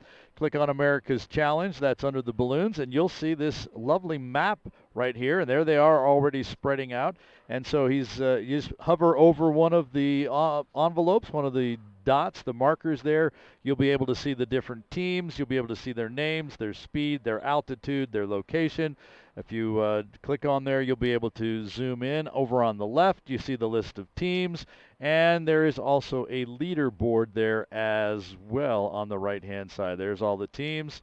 Those will also highlight them for you on the map. A lot of different layers across the top. There's a zoom where we can zoom in. We can see they're all tracking to the north. You can see they're tracking right up the river. Right up the river. Yeah. Right up the river. So past Rio Rancho, which is where a lot of our hot air balloons fly to, over Corrales and headed towards Bernalillo. And of course, the farther north they go, then they should be making a hook to the right, off to the east, and they'll be able to go around the north end. And you can actually get a pretty close-in zoom in if you take that all the way in, you actually see the balloon field. We don't have to do that because we'll start losing folks there. And then there's other layers there as well. If you don't like looking at the satellite view, you can turn on a map view. There's actually even a layer of a windy layer. Windy is an app that shows you the wind speeds and directions at different places. Okay. So you can overlay that as well on top of this map. If you're looking at this on your mobile device, then the best way to do it is with the YB Races app, and you see there's a link in the upper right-hand corner there where it says just download it today, YB Races. It's in your favorite app store, whether that's Apple. And, I don't know about buying a print of the race, but it does change back to the other. Maybe if you won, you might be buying that, or if your team was there, and, of course, more towards the end of that. We, of course, will continue to update the progress. We'll let you watch it online, but we will bring it to you as well through all of our Balloon Fiesta Live programs. We, of course, are on the air at 6 o'clock Mountain Time every single morning. Bright and early. It's dark and early at 6 o'clock. It is. And our evening shows, we don't have another evening show until Thursday night. That's right. We do have a couple of nights off. When it's time for the Special Shapes Glowdeo Rodeo. That, again, is Thursday and Friday night, and another Balloon Glow Saturday night. So 3 more evening events starting at 6:30 p.m. Mountain Time. Every single morning through next Sunday at 6 a.m. Balloon Fiesta Live right here on powered by, I should say, XTO. A subsidiary of ExxonMobil. And we're right here on Balloon Fiesta Live, and it's been a great night for a gas balloon launch.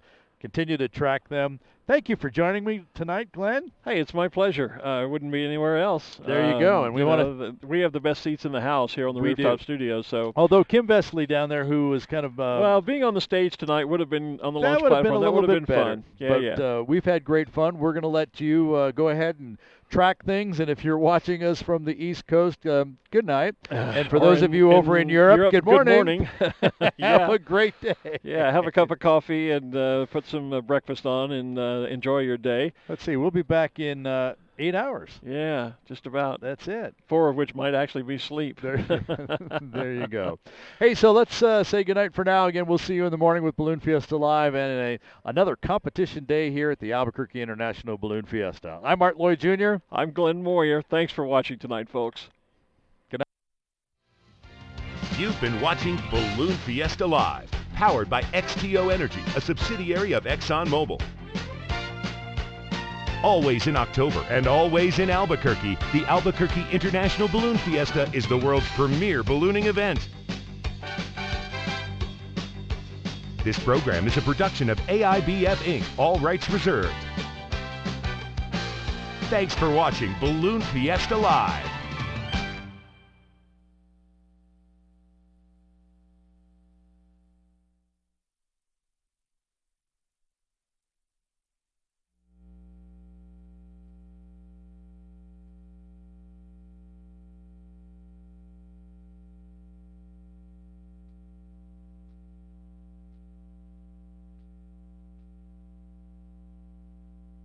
April 18th is National Piñata